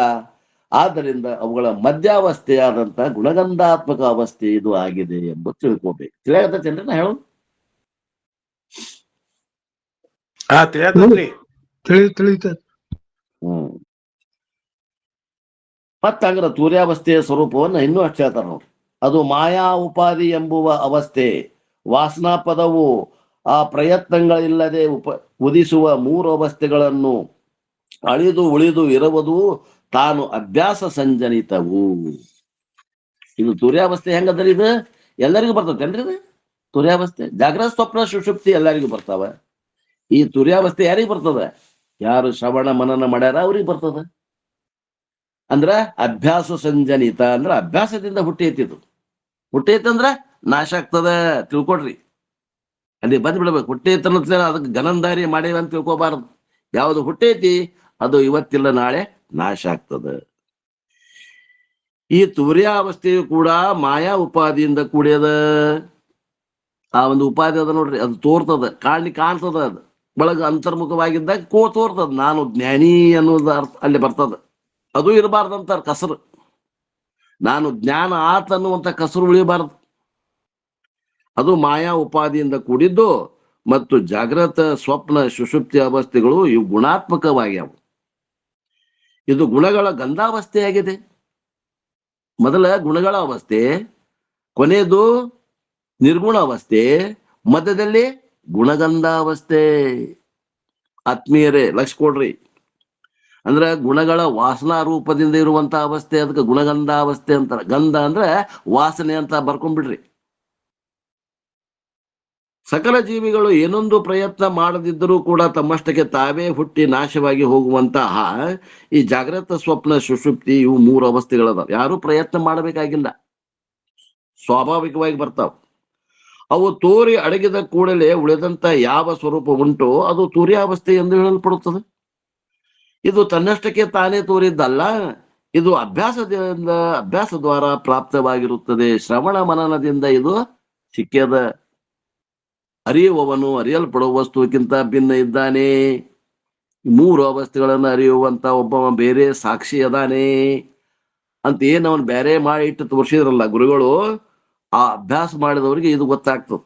ಏನು, ಇದು ಅಭ್ಯಾಸ ಮಾಡೋದ್ರಿಂದ ನಾನು ತುರ್ಯನೇ ಇದ್ದೇನೆ, ನಾನು ವಿಶ್ವನಲ್ಲ, ನಾನು ತೈಜಸ್ಸನಲ್ಲ, ನಾನು ಪ್ರಾಜ್ಞನಲ್ಲ, ನಾನು ತುರ್ಯನೇ ಅಂದಾಗ ಒಂದ್ ರೀತಿಯಿಂದ ಆನಂದ ಆತು. ಇಲ್ಲ ಅಂತ ಏನಿಲ್ಲ, ಆದ್ರೆ ಅದನ್ನ ದಾಟಿನೂ ಇನ್ನೂ ಒಂದ್ ಸ್ವಲ್ಪ ಸಾಧನೆ ಅದ ಅಂತ ಹೇಳ್ತಾರೆ. ಈ ಮೇಲೆ ಹೇಳಿದಂತ ಮಾಯಾ ಶರೀರ ಧರ್ಮವು ಆ ಮಾಯೆಗೆ ಸಾಕ್ಷಿಯಾದ ಆತ್ಮನಿಗೆ ಇಲ್ಲ ಎಂದು ಹೇಳುತ್ತಾರೆ. ಆ ಮಾಯೆಗೆ ಸಾಕ್ಷಿಯಾದಂತ ಒಬ್ಬ ಆತ್ಮ ಅದ ನೋಡ್ರಿ, ಅಂದ್ರೆ ನಿರ್ಗುಣ ಆತ್ಮ, ಅವನಿಗಿಲ್ಲ ಇದು ಮಾಯಾತನು. ಆ ಮಾಯಾತನು ಧರ್ಮವು ನಿಜಾತ್ಮನಿಗೆ ಇಲ್ಲವೋ? ಆ ಮಾಯೆಯನ್ನು ಕಾಣ್ಬ ಕಥದಿಂದ ಮಾಯೆಯನ್ನು ಕಾಣ್ತಾನಂದ್ರ ಅದಕ್ಕಿಂತ ಭಿನ್ನ ಅದನ್ನ ಅಲ್ಲಿನೂ ಮತ್ತ ದೃಶ್ಯ ವಿವೇಕ ಮಾಡ್ಬೇಕು ಒಳಗೆ. ಆ ಮಾಯೆ ಕಾಣಿಸಿಕೊಂಬುದಾಗಿ ಪುಷಿ ಆ ಮಹಾ ದೃಶಿ ಮಾತ್ರ ಬದು ಸತ್ಯ. ನೋಡ್ರಿ, ಈ ದೃಕ್ ಮತ್ತು ದೃಶ್ಯಗಳು ಹೆಂಗದಾವು ಅಂದ್ರ ಸಾಪೇಕ್ಷಿಕ ಅದಾವು. ಈ ಸಾಪೇಕ್ಷಿಕವಾದ ದೃಕ್ ಮತ್ತು ದೃಶ್ಯಗಳಿಗೆ ನಿರಪೇಕ್ಷಿಕವಾದಂತ ಒಂದು ಏನದ ನಿಜವಾದ ಆತ್ಮ ಸ್ವರೂಪ ಅದ. ಅದಕ್ಕೆ ಏನಂತಾರ್ರಿ ಹೆಸರು ಅಂದ್ರೆ ಕೇವಲ ದೃಶ್ಯ ಅಂತಾರ. ಅದಕ್ಕೆ ಕೇವಲ ದೃಶ್ಯ ಏನದ, ಈ ಈ ದೃಶ್ಯಕ್ಕ ಸಾಕ್ಷಿ ಆಗ್ಯದ. ಆದ್ರೆ ಕೇವಲ ದೃಶ್ಯ ಏನದ, ಅದು ಏನಿಲ್ಲ. ಅದು ಕೇವಲ ತನ್ನ ತನ್ನ ಮಹಿಮೆಯೊಳಗ ತಾನದ. ಅದು ಅಲ್ಲೇ ಸಾಪೇಕ್ಷಿಕಿಲ್ಲ, ಅದು ನಿರಪೇಕ್ಷಿಕ ಪದ ಅದ. ಅದು ನಿರಪೇಕ್ಷಿಕ ಅದ. ಆ ಮಾಯಾ ತನು ಧರ್ಮವು ಆ ನಿಜಾತ್ಮನಿಗೆ ಇಲ್ಲವು. ಆ ಮಾಯೆಯನ್ನು ಕಾಣುವ ಕಥದಿಂದೆ ಆ ಮಾಯೆ ಕಾಣಿಸಿಕೊಂಬುದಾಗಿ ಪುಷಿ ಆ ಮಹಾ ದೃಶಿ ಮಾತ್ರವದು ಸತ್ಯ. ಏನ್ ಹೇಳ್ತಾರಂದ್ರ, ಆ ಮಾಯಾ ಶರೀರದ ಧರ್ಮವು ತನಗೆ ಇಲ್ಲ. ಯಾಕಂದ್ರೆ ಆ ಮಾಯೆಯನ್ನು ತಾನು ಅರಿತಾನೆ ಇದ್ದಾನೆ. ಮತ್ತು ಅಲ್ಲೇ ಸ್ವಲ್ಪ ಹಚ್ಚಿರಲ್ಲ, ಅರಿಯುವವನು ಅರಿಯಲ್ಪಡುವ ವಸ್ತುವಿಗಿಂತ ಭಿನ್ನ ಇದ್ದಾನೆ. ಮಾಯಾ ಶರೀರ ಧರ್ಮ ತನಗಿಲ್ಲ, ಯಾಕಂದ್ರೆ ಅದನ್ನ ನಾನು ಅರಿಯಾಗತ್ತೇನಿ. ಆ ಮಾಯೆಯು ತನ್ನಿಂದ ಅರಿಸಿಕೊಳ್ಳುವುದರಿಂದ ಅದು ಮಿಥ್ಯೆಯಾಗಿದೆ. ಮಾಯೆ ಅಂದ್ರೆ ಹೆಂಗದ, ಅದು ತೋರ್ತದ, ವಿಚಾರ ಮಾಡಿದ್ರೆ ಇರುವುದಿಲ್ಲ, ಅನಿರ್ವಚನೀಯ ಅದ. ಸತ್ ಅಸತ್ ವಿಲಕ್ಷಣ ಬಾಧ ಯೋಗ್ಯ ಸ್ವರೂಪ ಉಳ್ಳದಕ್ಕ ಮಾಯೆ ಮಿಥ್ಯೆ ಅಂತಾರ. ಅರಿಯುವಂತ ತಾನು ಎಲ್ಲ ಕಡೆಗೂ ಪೂರ್ಣನಾಗಿ ಇರೋಣದರಿಂದ ಸತ್ಯವಾಗಿರುತ್ತೇನೆ ಎಂದು ನಿಶ್ಚಯ ಮಾಡು ಹೇ ಮೈತ್ರಾದೇವಿ. ಪ್ರತ್ಯೇಗಾತ್ಮನ ಆಕಾರ, ಪ್ರತ್ಯೇಗಾತ್ಮನ ರೂಪ, ಪ್ರತ್ಯೇಗಾತ್ಮನ ಬುದ್ಧಿಯ ವೃತ್ತಾತ್ಮಕವಾದಂತ ಈ ತುರ್ಯಾವಸ್ಥೆಯು ಇನ್ನು ಉಪಾಧಿ ಇರುವುದರಿಂದ ಅದು ಮಿಥ್ಯೆಯಾಗಿರುತ್ತದೆ ಹೊರತು ಅದು ಸತ್ಯವಲ್ಲವೆಂದು ಹೇಳುತ್ತಾರೆ. ಉಪಾಧಿ ಅದ ಇನ್ನಲ್ಲಿ. ಆ ಉಪಾಧಿ ಅಲ್ಲ. ಉಪಾಧಿ ಅಂದ್ರೆ ಅದು ಕೂಡ್ತು, ಕಸ ಕೂಡ್ತಾನೆ. ಉಪಯುಕ್ತವಾದ ಚೇತನಗಳಿಗೆ ಲಕ್ಷ್ಯವನ್ನು ಎಳಿಲಿಕ್ಕೆ ಏನ್ ಮಾಡ್ತಾರೆ, ಆ ಉಪಾಧಿ ಇರುವುದರಿಂದ ಆ ಪ್ರತ್ಯೇಗಾತ್ಮನ ಆದಂತ ಆಕಾರ ಏನು ಬುದ್ಧಿ ಐತಿ ಅದು ವೃತ್ತಾತ್ಮಕ ಅದ. ಅದು ಕೂಡ ತುರ್ಯಾವಸ್ಥೆ ಏನದ, ಅದು ಇನ್ನು ಉಪಾಧಿ ಇರುವುದರಿಂದ ಅದು ಮಿಥ್ಯೆಯಾಗಿದೆ ಹೊರತು ಅದು ಸತ್ಯವಲ್ಲ. ಪ್ರತ್ಯೇಗಾತ್ಮನ ಬುದ್ಧಿ ಕೃತ್ಯವೇ ತುರಿಯವದು ಅತ್ಯರ್ಥವೇನೆ. ಅದು ನಿಜ ವಸ್ತುವೇನೋ ಅನ್ನುವ ಹಾಗೆ ಅತ್ಯರ್ಥವೇನೆ ತೋರಿ ಕೆಡುವುದು. ಸತ್ಯವಿದೆಯೆಂದು ನಂಬಲೇ ನೀನು ಮೈತ್ರೇಯಿ ಶ್ರುತ್ಯ ಅನುಶಾಸನಬಹುದಾಗಿ. ಶ್ರುತ್ಯ ಅನುಶಾಸನಬಹುದಾಗಿ ಅಂತಂದ್ರೆ ಏನು ಅಂತಂದ್ರೆ, ಶ್ರುತಿ ಹಿಂಗೆ ಹೇಳ್ತದ. ಶ್ರುತಿ ಮಾತನ್ನು ನಂಬು ಏ ಮೈತ್ರೇಯಿ. ವೇದಾಂತ ಶಾಸ್ತ್ರವನ್ನ ಗುರುಮುಖದಿಂದ ಶ್ರವಣ ಮನನ ನಿಧಿಧ್ಯಾಸನಗಳನ್ನ ಮಾಡುತ್ತಿರುವಂತಹ ಬುದ್ಧಿಗೆ ಪ್ರತ್ಯೇಗಾತ್ಮ ಸ್ವರೂಪದ ಆಕಾರ ಆಗ್ತದೆ. ಆಗುದಿಲ್ಲ ಅಂತಲ್ಲ, ನಾನು ಸಾಕ್ಷಿ ಅದೇನಿ ಏನು ಅಂತ ಆಕಾರ ಆಗ್ತದೆ. ಆ ಆಕಾರ ಕಣ್ಣಿಗೆ ಕಾಣ್ತತಿಲ್ಲ, ದೃಷ್ಟಿ ಕಣ್ಣಿಗೆ ಅಂದ್ರೆ ಏನು, ನಿಮ್ಮ ಒಳ ದೃಷ್ಟಿಗೆ ಗೊತ್ತಾಗ್ತತಿಲ್ಲ, ಗೊತ್ತಾಗ್ತದೆ. ಆ ಸ್ಥಿತಿಗೆ ತುರ್ಯಾವಸ್ಥೆ ಎಂದು ಕರೆಯುತ್ತಾರೆ. ಹಂಗಾರೆ ತುರ್ಯಾವಸ್ಥೆ ನಿಮಗೆ ತೋರ್ತೈತಿ ಅಂದ್ರೆ ಖರೆ ಏನದು? ತೋರ್ತೈತೆ ಅಂದ್ರೆ ಅದು ಅಲ್ಲ ಅಂತ ಲೆಕ್ಕ. ಈ ತುರ್ಯಾವಸ್ಥೆ ಅದು ನಿಜವಾಗಿ ಸಾಕ್ಷಿ ರೂಪ ಆತ್ಮನೋ ಏನೋ ಅನ್ನುವ ಹಾಗೆ ಕಂಡು ಬರ್ತದೆ. ರಾಜನೂ ಅದಾನ, ಮಂತ್ರಿನೂ ಅದಾನ. ಆ ರಾಜನ್ಕಿಂತ ಮಂತ್ರಿದ ಕಾರ್ಬಾರ ಬಹಳ ನಡೆದಿರ್ತದ. ಅವನ ರಾಜ ಅನ್ನುವಂಗ ನಡೆಸ್ಯಾನ ಇವ ತುರ್ಯ. ನಿಜವಾಗಿ ತುರ್ಯ ಆತ್ಮ ಸ್ವರೂಪ ಅಲ್ಲ. ಆದ್ರ ಅವನು ಸತ್ತ ತಗೊಂಡುಕೊಂಡು ಇವ ಇಲ್ಲೇ ಕೆಲಸ ಕಾರ್ಯಗಳನ್ನ ಮಾಡಕತ್ತಾನ. ನಿಜವಾಗಿ ಸಾಕ್ಷಿ ರೂಪ ಆತ್ಮನೋ ಏನೋ ಅನ್ನುವ ಹಾಗೆ ಕಂಡು ಬಂದ್ರು ಕೂಡ ಅದು ಉತ್ಪನ್ನವಾಗಿದ್ರಿಂದ ಅವಶ್ಯವಾಗಿ ನಾಶ ಆಗ್ತದೆ. ತುರ್ಯ ಅದು ಉತ್ಪನ್ನ ಆಗ್ಯದ, ಜ್ಞಾನದಿಂದ ಉತ್ಪತ್ತಿ ಆಗ್ಯದ. ಗುರುಗಳು ಮತ್ತು ಶಿಷ್ಯರು ಕೂಡಿ ಏನು ವಿಚಾರವನ್ನ ಮಾಡಕತ್ತಾರ ಶ್ರವಣ ಮನನದಾಗ ಉತ್ಪತ್ತಿ ಆಗೈತದು ತುರ್ಯ. ಮತ್ತು ಉತ್ಪತ್ತಿ ಆಗಿದ್ದು ನಾಶ ಆಗ್ತದೆ. ಆದ್ದರಿಂದ ಅದು ಆತ್ಮ ಸ್ವರೂಪ ಅಲ್ಲ. ಚಲೋ ಐತಿ, ಸ್ವಲ್ಪ ದೋಷದ. ಅಥವಾ ಆ ಸಾಕ್ಷಿ ಭಾವವು, ಆ ಸಾಕ್ಷಿ ಭಾವ ಏನದ, ಪ್ರತ್ಯೇಗಾತ್ಮ ಸಾಕ್ಷಿ ಅನ್ನುವಂಥದ್ದು ಏನೈತಲ್ಲ, ಅದು ಉಪಲಕ್ಷಣವಾಗಿದೆ. ಉಪಲಕ್ಷಣ ಅಂದ್ರೆ ಏನ್ರಿ? जो वस्तु जाके एक देश में हुए कदाचित हुए और व्यावर्तक हुए सो ಉಪಲಕ್ಷಣ ಕೈಯೇ ಹೈ. ನೋಡ್ರಿ, ಇದ ಅರ್ಥ ಹೇಳ್ತೇನೆ ನೋಡ್ರಿ. ಯಾವ ವಸ್ತು ಏಕ ದೇಶದಲ್ಲಿ ಇರ್ತದ, ಮತ್ತೆ ಯಾವ ವಸ್ತು ಯಾವಾಗರ ಒಮ್ಮೆ ಇರ್ತದ, ಯಾವಾಗಲೂ ಇರುದಿಲ್ಲ, ಯಾವಾಗರ ಒಮ್ಮೆ ಇರ್ತದ, ಮತ್ತು ಅಲ್ಲಿದ್ದಂತ ವಸ್ತುಗಳನ್ನ ಬೇರೆ ಮಾಡಿ ತೋರಿಸ್ತದ, ಅದಕ್ಕೆ ಅನ್ಬೇಕು ಉಪಲಕ್ಷಣ. ಹಂಗಾರೆ ಯಾವ್ದ್ರಿ? ದೇವದತ್ತನ ಮನೆ ಯಾವುದು ಅಂತ ತೋರಿಸಿದ್ರು, ಕೇಳಿದ್ರು ಯಾರು. ಬಹಳ ಮನೆ ಇದ್ದು, 100 ಮನೆ ಇತ್ತು. ಅವು 100 ಮನೆಗಳು ಕೂಡ ಇಲ್ಲಿ ಹುಬ್ಬಳ್ಳಿಯಾಗ ಗೊತ್ತಿದ್ದವ್ರಿಗೆ ಇಲ್ಲಿ ಒಂದು ಮಧುರಾ ಕಾಲನಿ ಅಂತ ಒಂದಿಷ್ಟು ಡೆವಲಪ್ಮೆಂಟ್ ಮಾಡ್ಯಾರ, ಮನಿನೇ ಕಟ್ಟಿ ಕೊಟ್ಟಾರ. ಅವು ಡಿಸೈನ್ ಹೆಂಗ ಅದಾವ ಅಂದ್ರ ಎಲ್ಲಾ ಮನೆಯದು ಸೇಮ್ ಡಿಸೈನ್ ಅದಾವ. ಬಾಗಿಲನು ಒಂದೇ ಟೈಪ್, ಡಿಸೈನು ಒಂದೇ ಟೈಪ್, ಕಿಟಕಿನೂ ಒಂದೇ ಟೈಪ್, ಎಲ್ಲ ಒಂದೇ ಟೈಪ್ ಅದಾವ. ಆ ಕಾಲನಿ ಒಳಗೆ ಹೋಗಿ ಆದ್ರ ದೇವದತ್ತನ ಮನಿ ಒಂದ್ ಬ್ಯಾರೆ ಐತದ. ಹಂಗ 100 ಮನಿ ಅದಾವ. ಆ ದೇವದತ್ತ ಅನ್ನುವಂತ ಒಬ್ಬ ವ್ಯಕ್ತಿಯ ಮನಿ ಅದ. ಒಬ್ಬ ದೇವದತ್ತನ ಮನೆ ಬೇಕಾಗ್ಯದ. ದೇವದತ್ತನ ಮನೆ ಯಾವುದು ಅಂತ ತೋರ್ಸ್ಬೇಕಂದ್ರ ಅದನ್ನ ಪರ್ಟಿಕ್ಯುಲರ್ ಇಂತಾದ ಮನಿ ಅಂತ ಹೇಳಕ್ ಬರಂಗಿಲ್ಲ. ಅಂತ ಮನಿನ ಬಾಳ ಅದಾವ ಅಷ್ಟು. ಅಲ್ಲಿ ಎಲ್ಲ ಮನಿನೂ ಒಂದೇ ಟೈಪ್ ಡಿಸೈನ್ ಅದಾವ. ಅಂತದ್ರಾಗಿ ದೇವದತ್ತನ ಮನೆಯನ್ನ ತೋರಿಸ್ಬೇಕಂದ್ರೆ ಏನ್ ಮಾಡ್ತಾರಪ್ಪ ಅಂತಂದ್ರೆ ಶಾಸ್ತ್ರಕಾರರು ನೋಡ್ತಾರೆ ಹೆಂಗ್ ತೋರಿಸ್ಬೇಕಪ್ಪ ಹಿಂಗ. ಅಲ್ಲಿ ಅಕಸ್ಮಾತ್ ಅಲ್ಲಿ ಕಾಗಿ ಕುಂತಿರ್ತಾವ. ನೋಡ್ರಿ ಎಲ್ಲಾ ಮನಿನೂ ಹಂಗ ಕಾಣಾಗತ್ತಾವ, ಎಲ್ಲಾವು ದೇವದತ್ತನ ಮನಿ ಅಲ್ಲ. ಆ ಕಾಗಿ ಕುಂತೈತಲ್ಲ ಅದ ದೇವದತ್ತನ ಮನೆ ಅಂತ ತೋರಿಸ್ತಾರ. ಆ ಕಾಗಿ ಕುಂತಿನ ಮನಿನ ನೋಡ್ಕೊಂತ ಹೋದ್ನಂದ್ರೆ ಇವ ದೇವದತ್ತನ ಮನೆ ಸಿಗ್ತಾವ. ಈಗ ಈ ಉಪಲಕ್ಷಣದ ಆ ಇದ್ರಾಗ ಕೂಡ್ಬೇಕಲ್ಲ, ವ್ಯಾಖ್ಯೆಗಳು ಕೂಡ್ಬೇಕಲ್ಲ. ಜೋ ವಸ್ತು ಜಾಕೆ ಏಕ ದೇಶ ಮೇ ಹುಯೆ, ಈ ಒಂದು ದೇಶದಾಗ ಅದ ಅಂದ್ರೆ ಏನದ, ಆ ಕಾಗಿ ಆ ಮನೆ ಏಕ ದೇಶದಾಗ ಕುಂತದೋ ಏನ ಪೂರ್ಣ ಕುಂತದ್ರಿ? ಏಕ ದೇಶದಾಗ ಕೂತದ್ರಿ. ಹಾ, ಏಕ ದೇಶದಾಗ ಕುಂತದ, ಒಂದೇ ಲಕ್ಷಣ ಕುಂತು. ಕದಾಚಿತ್ ಹೂವೆ, ಯಾವಾಗಲೂ ಕುಂತೈತೇನ ಅದು ಕುಂತಿದ್ದ ಹಾರಿ ಹೋಗ್ತದೋ? ಹಾರಿ ಹೋಗ್ತದ. ನೀ ಈಗ ನೋಡ್ಕೊಪ್ಪ, ಅದು ಹಾರಿ ಹೋಗ್ಬೋದು. ಕಾಗಿ ಕುಂತಿದ್ದ ದೇವದತ್ತನ ಮನೆ ಅಂತ ಹೇಳಿದೆ. ಮತ್ತೆ ಕಾಗಿ ಎಲ್ಲೆಲ್ಲಿ ಹಾರಿ ಹೋಗ್ತೈತಿ ಅದು ದೇವದತ್ತನ ಮನೆ ಅಲ್ಲ. ಈಗೇನು ಕಾಗಿ ಕುಂತೈತಲ್ಲ ಅದಷ್ಟ ದೇವದತ್ತನ ಮನೆ. ಅದು ಮುಂದೆ ಹಾರಿ ಹೋಗ್ಬಹುದು, ಯಾವಾಗಲೂ ಇರೋದ್ರ ಲಕ್ಷಣ ಅದು. ಕದಾಚಿತ್ ಹೂವೆ ಅಂದ್ರೆ ಯಾವಾಗಲೂ ಇರುವುದಿಲ್ಲ. ವ್ಯಾವರ್ತಕ ಹೂವೆ ವ್ಯಾವರ್ತಕ ಹೂವೆ ಅಂದ್ರೆ ಏನ್ ಮಾಡ್ತದ, ಅದು ಕಾಗಿ ಕುಂತಿದ್ ಮನಿ ಐತಲ್ಲ ಆ ಮನಿಯನ್ನ ಬೇರೆ ಇತರ ಮನೆಗಳಿಂದ ಬೇರೆ ಮಾಡಿ ತೋರಿಸ್ತದ.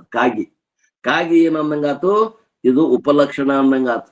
ಕಾಗಿ ಏನ್ ಮಾಡ್ತದ, ಆ ಎಲ್ಲ ಮನೆಗಳಲ್ಲಿ ಬೇರೆ ಮಾಡಿ ಆ ದೇವದತ್ತನ ಮನೆಯನ್ನ ನಮ್ಗೆ ತೋರಿಸ್ಕೊಡ್ತೈತಲ್ಲ, ಹಂಗ ಅದಕ್ಕಂತಾರ ಉಪಲಕ್ಷಣ. ಉಪಲಕ್ಷಣ ಏನ್ ಮಾಡ್ತೈತಿ, ಉಪಲಕ್ಷಿತವಾದ ಪರಮಾತ್ಮನನ್ನ ತೋರಿಸ್ಕೊಡ್ತದ. ಈ ತುರ್ಯಾವಸ್ಥೆ ಏನದ, ಈ ತುರ್ಯ ಅನ್ನುವಂಥದ್ದು ಏನದ, ತುರ್ಯಾತೀತವಾದ ಭಗವಂತನ ಸ್ವರೂಪವನ್ನ ತೋರಿಸ್ಕೊಟ್ಟು ಇಲ್ದಂಗಾಗಿ ಹೋಗ್ತದೆ. ಅದು ಖಾಯಂ ಇರುವುದಿಲ್ಲ, ಕಾಗಿದ್ದಂಗಿದು ತುರ್ಯ. ಇನ್ನೊಂದು ಉದಾಹರಣೆ ಹೇಳ್ರಿ ಅಂತಂದ್ರ, ಈ ದೇವ್ರ ಗುಡಿಯಾಗ ಮೂರ್ತಿ ಇರ್ತದಲ್ಲ, ಮೂರ್ತಿ ದೇವ್ರ ಏನ್ರದ? ಅಲ್ಲನ್ರಿ?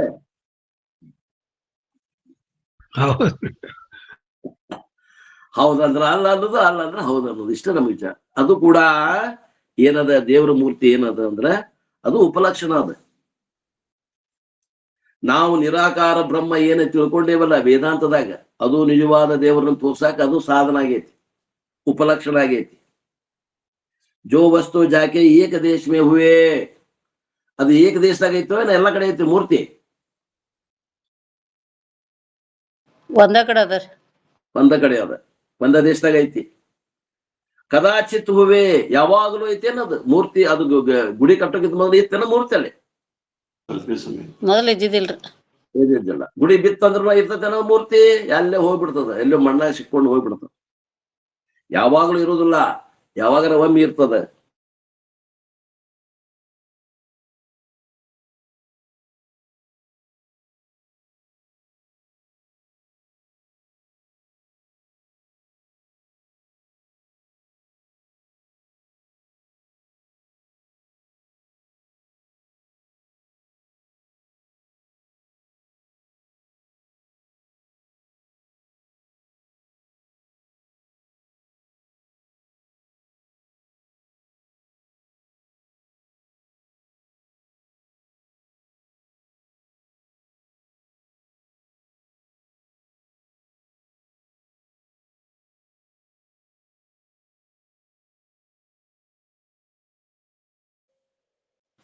ಈಗ ಕೆಲ್ಸ ಆಗ್ತದ್ರಿ. ನೆಟ್ವರ್ಕ್ ಹೋಗ್ಬಿಡುತ್ತೆ ಯಾಕ, ಒಮ್ಮಗಲೇ ಇಲ್ಲಿ ಉಪಲಕ್ಷಣ ಹೇಳುತ್ತೇನೆ ಹೋಗೇ ಬಿಡ್ತಾನ ನೆಟ್ವರ್ಕ್. ಈಗ ದೇವರ ಮೂರ್ತಿ ಹೇಳಾಗತ್ತಿದ್ದೆ, ದೇವರ ಮೂರ್ತಿ ಏಕ ದೇಶದಾಗ ಐತಿ, ಯಾವಾಗಲ ಒಮ್ಮೆ ಐತಿ, ಆಯ್ತು. ವ್ಯಾವರ್ತಕ ಏನ್ ಮಾಡೈತಿ ಹೇಳ್ರಿ? ಈಗ ಯಾರು ಹೇಳ್ತೀರಿ? ಯಾರು ಹೇಳ್ತಿರಲ್ಲ? ಮೇಡಮ್ ಯಾರೋ ಹೇಳ್ತಿದ್ರಲ್ಲ, ಕಮಲಾ ಅವ್ರೇನ? ಹ್ಞೂನ್ರಿಪ್ಪ. ಹಾ ಹೇಳ್ರಿ, ವ್ಯಾವರ್ತಕ ಮಾಡಿ ಹೇಳ್ರಿ ಕಮಲಾ ಅವ್ರು. ಏನ್ ವ್ಯಾವರ್ತಕ ಮಾಡ್ತೈತ್ರಿ ಮೂರ್ತಿ? ಸಗುಣ ದೇವ್ರನ್ ನಿರ್ಗುಣ ದೇವ್ರ. ಕರೆಕ್ಟ್. ನಾವೇನ್ ಇಲ್ಲಿ ಮಠ ದೇವ್ರ ಅಂತ ತಿಳ್ಕೊಂಡಿದ್ವಲ್ಲ, ಹೌದು. ಅವೆಲ್ಲ ಸುಳ್ಳು ಅಂತ ಬೇರೆ ಮಾಡಿ ತೋರಿಸತ್ ನೋಡ್ರಿ ಹ್ಞೂ. ಮೂರ್ತಿ. ಹಂಗಾರೆ ಉಪಲಕ್ಷಣ ಅಂದಂಗ ಆತು. ದೇವ್ರ ಮೂರ್ತಿ ಪೂಜೆ ಮಾಡಕ್ಕೇನು ಅಡ್ಡಿ ಇಲ್ಲ ಅಂದಂಗ ಆತಲ್ಲ. जो वस्तु जाके एक देश में हुए कदाचित हुए व्यावर्तक हुए सो ಉಪ ಲಕ್ಷಣ ಕೈಯೇ ಹೈ. ಹಂಗಾರ ದೇವರ ಮೂರ್ತಿ, ಗುಡಿ ಒಳಗಿನ ಮೂರ್ತಿ ಏನದ, ನಿಜವಾದ ಪರಮಾತ್ಮನ ತೋರಿಸುವಲ್ಲಿ ಅದು ಉಪಲಕ್ಷಣ ಕೆಲಸ ಮಾಡ್ತದ. ಆದ್ದರಿಂದ ಮೂರ್ತಿ ಪೂಜೆ ಮಾಡೋದು ಏನ್ ತಪ್ಪಲ್ಲ. ಎಲ್ಲಿ ಮಠ ಮಾಡುದು? ನಿಜವಾದ ದೇವ್ರ ದೇವದತ್ತ ಮನೆ ಸಿಗು ಮಠನೂ ಹೆಂಗ್ ಹುಡುಕ್ತೇವಲ್ಲ ಹಂಗ್ ಹುಡುಕ್ ಮಠ ಬೇಕದು. ಆಮ್ಯಾಗ ದೇವದತ್ತ ಮನೆ ಸಿಕ್ತು ಅಂದ್ರೆ ಬಿಟ್ಬಿಡ್ರಿ ಅವನ್ನ. ನಿಮ್ ಇಷ್ಟ ದೇವತೆ, ನಮ್ಮ ಮನೆ ದೇವರು, ಬಹಳ ಉಗ್ರ ದೇವರು, ಅಂತಾದು ಇಂತಾದು ಮಾಡೇ ನೋಡ್ರಿ ನಾವು. ಅವೆಲ್ಲವನ್ನ ನಿಜವಾದ ದೇವ್ರು ಸಿಕ್ಕಾಗ ವ್ಯವಹಾರ ಆದಾಗ ಬಿಟ್ಬಿಡ್ರಿ. ಆದ ರೀತಿಯಿಂದ ಇದು ಏನದ, ಉಪಲಕ್ಷಣ ಅದ. ಇದು ತುರ್ಯ. ಉಪಲಕ್ಷಣ ಏನ್ ಮಾಡ್ತೈತಿ ಇದು ಅಂತಂದ್ರ, ಉಪಲಕ್ಷಿತವಾದ ತನ್ನ ನಿಜವನ್ನು ತೋರಿಸಿ ತಾನೂ ಕೂಡ ನಾಶವಾಗುತ್ತದೆ. ಆದ್ದರಿಂದ ಅದು ಆತ್ಮಸ್ವರೂಪ ಅಲ್ಲ. ಮತ್ತೆ ಬೇಡ್ರಿ, ಅದು ಬೇಕು. ಎಲ್ಲಿ ಮಠ ಬೇಕು? ನಿಜವಾದ ಪರಮಾತ್ಮನ ಜ್ಞಾನ ಆಗುವವರೆಗೆ ಬೇಕಿದು. ತುರ್ಯಾತೀತ ಜ್ಞಾನ ಮಾಡ್ಕೊಳ್ಳಿಕ್ಕೆ ಬೇಕು. ಹೇ ಮೈತ್ರೇಯಿ, ಈ ಮಾತನ್ನ ನಿಜವೆಂದು ನಂಬು. ನೋಡ, ನಿಜ ಎಂದು ನಂಬು. ಬಹಳ ಮಂದಿ ತಿಳಿಯಂಗಿಲ್ಲ ಈ ಮಾತು. ಈ ತುರ್ಯಾವಸ್ಥೆಯು ಸುಳ್ಳೆಂದು ನಾ ಹೇಳುವುದಿಲ್ಲ, ಕಿಂತು ಶಾಸ್ತ್ರ ಹೇಳ್ತಾವ. ಚೈತೋಪರಾಗ ರೂಪ ಮೇ ಸಾಕ್ಷಿ ತಾಪಿ ನತಾಕ್ಷಿತಿ ಉಪಲಕ್ಷಣ ಮೇವೇಯಂ ನಿಸ್ತರಂಗೋ ಚಿದಂಬುದೇಹೇ. ಆ ಪ್ರತ್ಯೇಗಾತ್ಮ ಚೈತನ್ಯದ ಆಕಾರವಾದ ಸಾಕ್ಷಿಯಾದರೂ ಸತ್ಯವಾದುದಲ್ಲ ಮೈತ್ರಿ. ಯಾಕಂದ್ರೆ ಅದು ತರಂಗಗಳಿಲ್ಲದಂತ ಚಿತ್ ಸಮುದ್ರಕ್ಕೆ ಉಪಲಕ್ಷಣ ಆಗ್ಯದ. ಆದ್ದರಿಂದ ಅದು ಸುಳ್ಳಾಗಿದೆ ಹೀಗೆಂದು ನೈಷ್ಕರ್ಮ ಸಿದ್ಧಿಯಲ್ಲಿ ಹೇಳಿದೆ, ಮತ್ತು ಶ್ರುತಿಯಾದ್ರೂ ಹೇಳುತ್ತದೆ. ನೈಷ್ಕರ್ಮ ಸಿದ್ಧಿ ಒಳಗೆ ಹೇಳ್ಯಾರಿದ್ರು. ಸುರೇಶ್ವರಾಚಾರ್ಯ ಬರೆದಂತ ನೈಷ್ಕರ್ಮ ಸಿದ್ಧಿ ಒಳಗೆ ಹೇಳ್ಯಾರ. ಮತ್ತು ಶ್ರುತಿನೂ ಅದ. ಅದನ್ನ ನಾ ಇಲ್ಲಿ ತಗೊಂಡು ಹೇಳಾಗತ್ತೇನೆ ಅಂತ ನಿಜಗುಂಡ್ರು ಹೇಳ್ತಾರೆ. ಅದನ್ನ ಅಪೋರು ಟೀಕಾದಾಗೂ ಬರೆದದ. ಬಳಿಕ ಈ ಒಂದು ಮಹಾದೃಶಿಗೆ ಸಕಲ ಎಲ್ಲ ಅವಸ್ಥೆಗಳು, ಎಲ್ಲ ತನಗಳು ದೃಶ್ಯಗಳಾಗ್ಯಾವ. ಈಗ ಹಂಗಾರ ಈ ಮಹಾದೃಶಿ ಏನದಲ್ಲ, ಇವ್ಗೆ ಎಷ್ಟು ಅವಸ್ಥೆಗಳರಿ? ಮಹಾದೃಶಿಗೆ 3 ಅಲ್ಲ 4 ಅವಸ್ಥೆಗಳನ್ನ ಹೇಳ್ಬೇಕು. ಅವು 4 ಏನು ಸತ್ಯ ಅದಾವ ಮಿಥ್ಯ ಅದಾವ ಅಂದ್ರ, ಅವು 4 ಮಿಥ್ಯ ಅದಾವ ಅಂತ ಹೇಳ್ತಾರೆ. ಅವು 4 ಮಿಥ್ಯ ಅದಾವ. ಹಂಗಾರ ಯಾವುವು ವಿಷಯಗಳಾದಂಥವು? ಯಾವುವು? ಸ್ಥೂಲ ಶರೀರ, ಸೂಕ್ಷ್ಮ ಶರೀರ, ಕಾರಣ ಶರೀರ, ಮಹಾಕಾರಣ ಶರೀರ ಅನ್ನುವಂಥವು ವಿಷಯಗಳಾಗ್ಯಾವ. ಶರೀರಗಳು ಯಾವುವು? ಸ್ಥೂಲ ಶರೀರ, ಸೂಕ್ಷ್ಮ ಶರೀರ, ಕಾರಣ ಶರೀರ, ಮಹಾಕಾರಣ ಶರೀರ ಅನ್ನುವಂಥ ಶರೀರ ಆಗ್ಯಾವ. ಅವಸ್ಥೆಗಳು ಯಾವುವು? ಜಾಗ್ರತ ಅವಸ್ಥೆ, ಸ್ವಪ್ನಾವಸ್ಥೆ, ಸುಷುಪ್ತಿ ಅವಸ್ಥೆ, ತುರ್ಯಾವಸ್ಥೆ, ಇವೆಲ್ಲ ಅವಸ್ಥೆಗಳಾಗ್ಯಾವ. ಇವೆಲ್ಲವೂ ಮಿಥ್ಯ ಆದವ. ಹಂಗಾರೆ ಜೀವರು ಯಾರ್ಯಾರು ಅಂದ್ರ, ವಿಶ್ವ ಜೀವ, ತೈಜಸ ಜೀವ, ಪ್ರಾಜ್ಞ ಜೀವ, ತುರಿಯ ಜೀವ. ಮತ್ತು ತುರಿಯನ್ಗೂ ಜೀವ ಹಾಕ್ಬಿಟ್ರಿ ನೋಡ್ರಿ, ತುರಿಯ ಅಂದ್ಬಿಡ್ರಿ. ಅದನ್ನ ಹೇಳ್ತಾರ ನೋಡು. ತೋರುವ ವಿಷಯವ, ತೋರುವ ದೇಹವ, ತೋರುವದ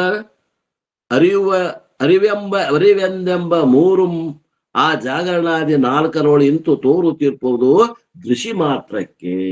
4 ವಿಷಯ, 4 ದೇಹ, 4 ಅರಿವು, 4 ಅವಸ್ಥೆಗಳು ತೋರುತ್ತಾ ಇವೆ.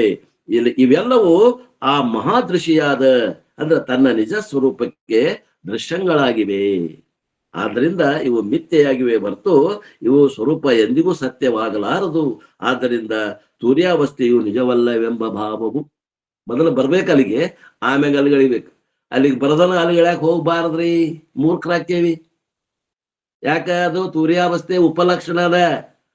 ಉಪಲಕ್ಷಣ ಏನ್ ಮಾಡ್ತದ? ಉಪಲಕ್ಷಿತವನ್ನ ತೋರಿಸಿಕೊಟ್ಟು ಅದು ನಾಶ ಆಗಿ ಹೋಗ್ತದ. ಬಳಿಕ ಮೇಲೆ ಹೇಳಿದ ರೀತಿಯಿಂದ ಪ್ರತಿಯೊಂದು ಅವಸ್ಥೆಗಳಲ್ಲಿಯೂ ದೃಕ್ ದೃಶ್ಯಗಳೆರಡೂ ಇವು ಉಂಟು ಹೊರತು ಬೇರೆ ಏನು ಇಲ್ಲ. ಅವಸ್ಥೆಗಳೊಳಗೆ ಏನದ? ದೃಶ್ಯ ದೃಕ್ಕ, ದೃಶ್ಯ ದೃಕ್ಕ ಬಿಟ್ಟು ಬೇರೆ ಏನದ?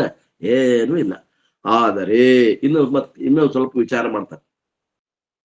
ಸುಖ ಬೇಕು ಅಂತ ಹಪಾಪಿ ಇನ್ನ ಹೋಗೈತೇನ? ಇಲ್ಲ, ಹೋಗಿಲ್ಲ. ಮತ್ತೆ ಸುಖ ಹೆಂಗದರಿ? ಏನು ದೃಶ್ಯ ಅದನೋ, ಏನು ದೃಕ್ ಅದನೋ? ವಿಚಾರ ಮಾಡ್ಬೇಕು ಬೇಡ ನಾವು. ಸುಖ ದೃಶ್ಯ ಅಂತ ಕುಂತ್ಕೊಂಡ್ರೆ ದೃಕ್ ಅಂತ ಕುಂತೀವಿ ಅಂದ್ರೆ ದೃಶ್ಯ ಆಗ್ಬಾರ್ದಾಗಿತ್ತು, ತೋರ್ಬಾರ್ದಾಗಿತ್ತು ಸುಖ. ನೋಡ್ರಿ,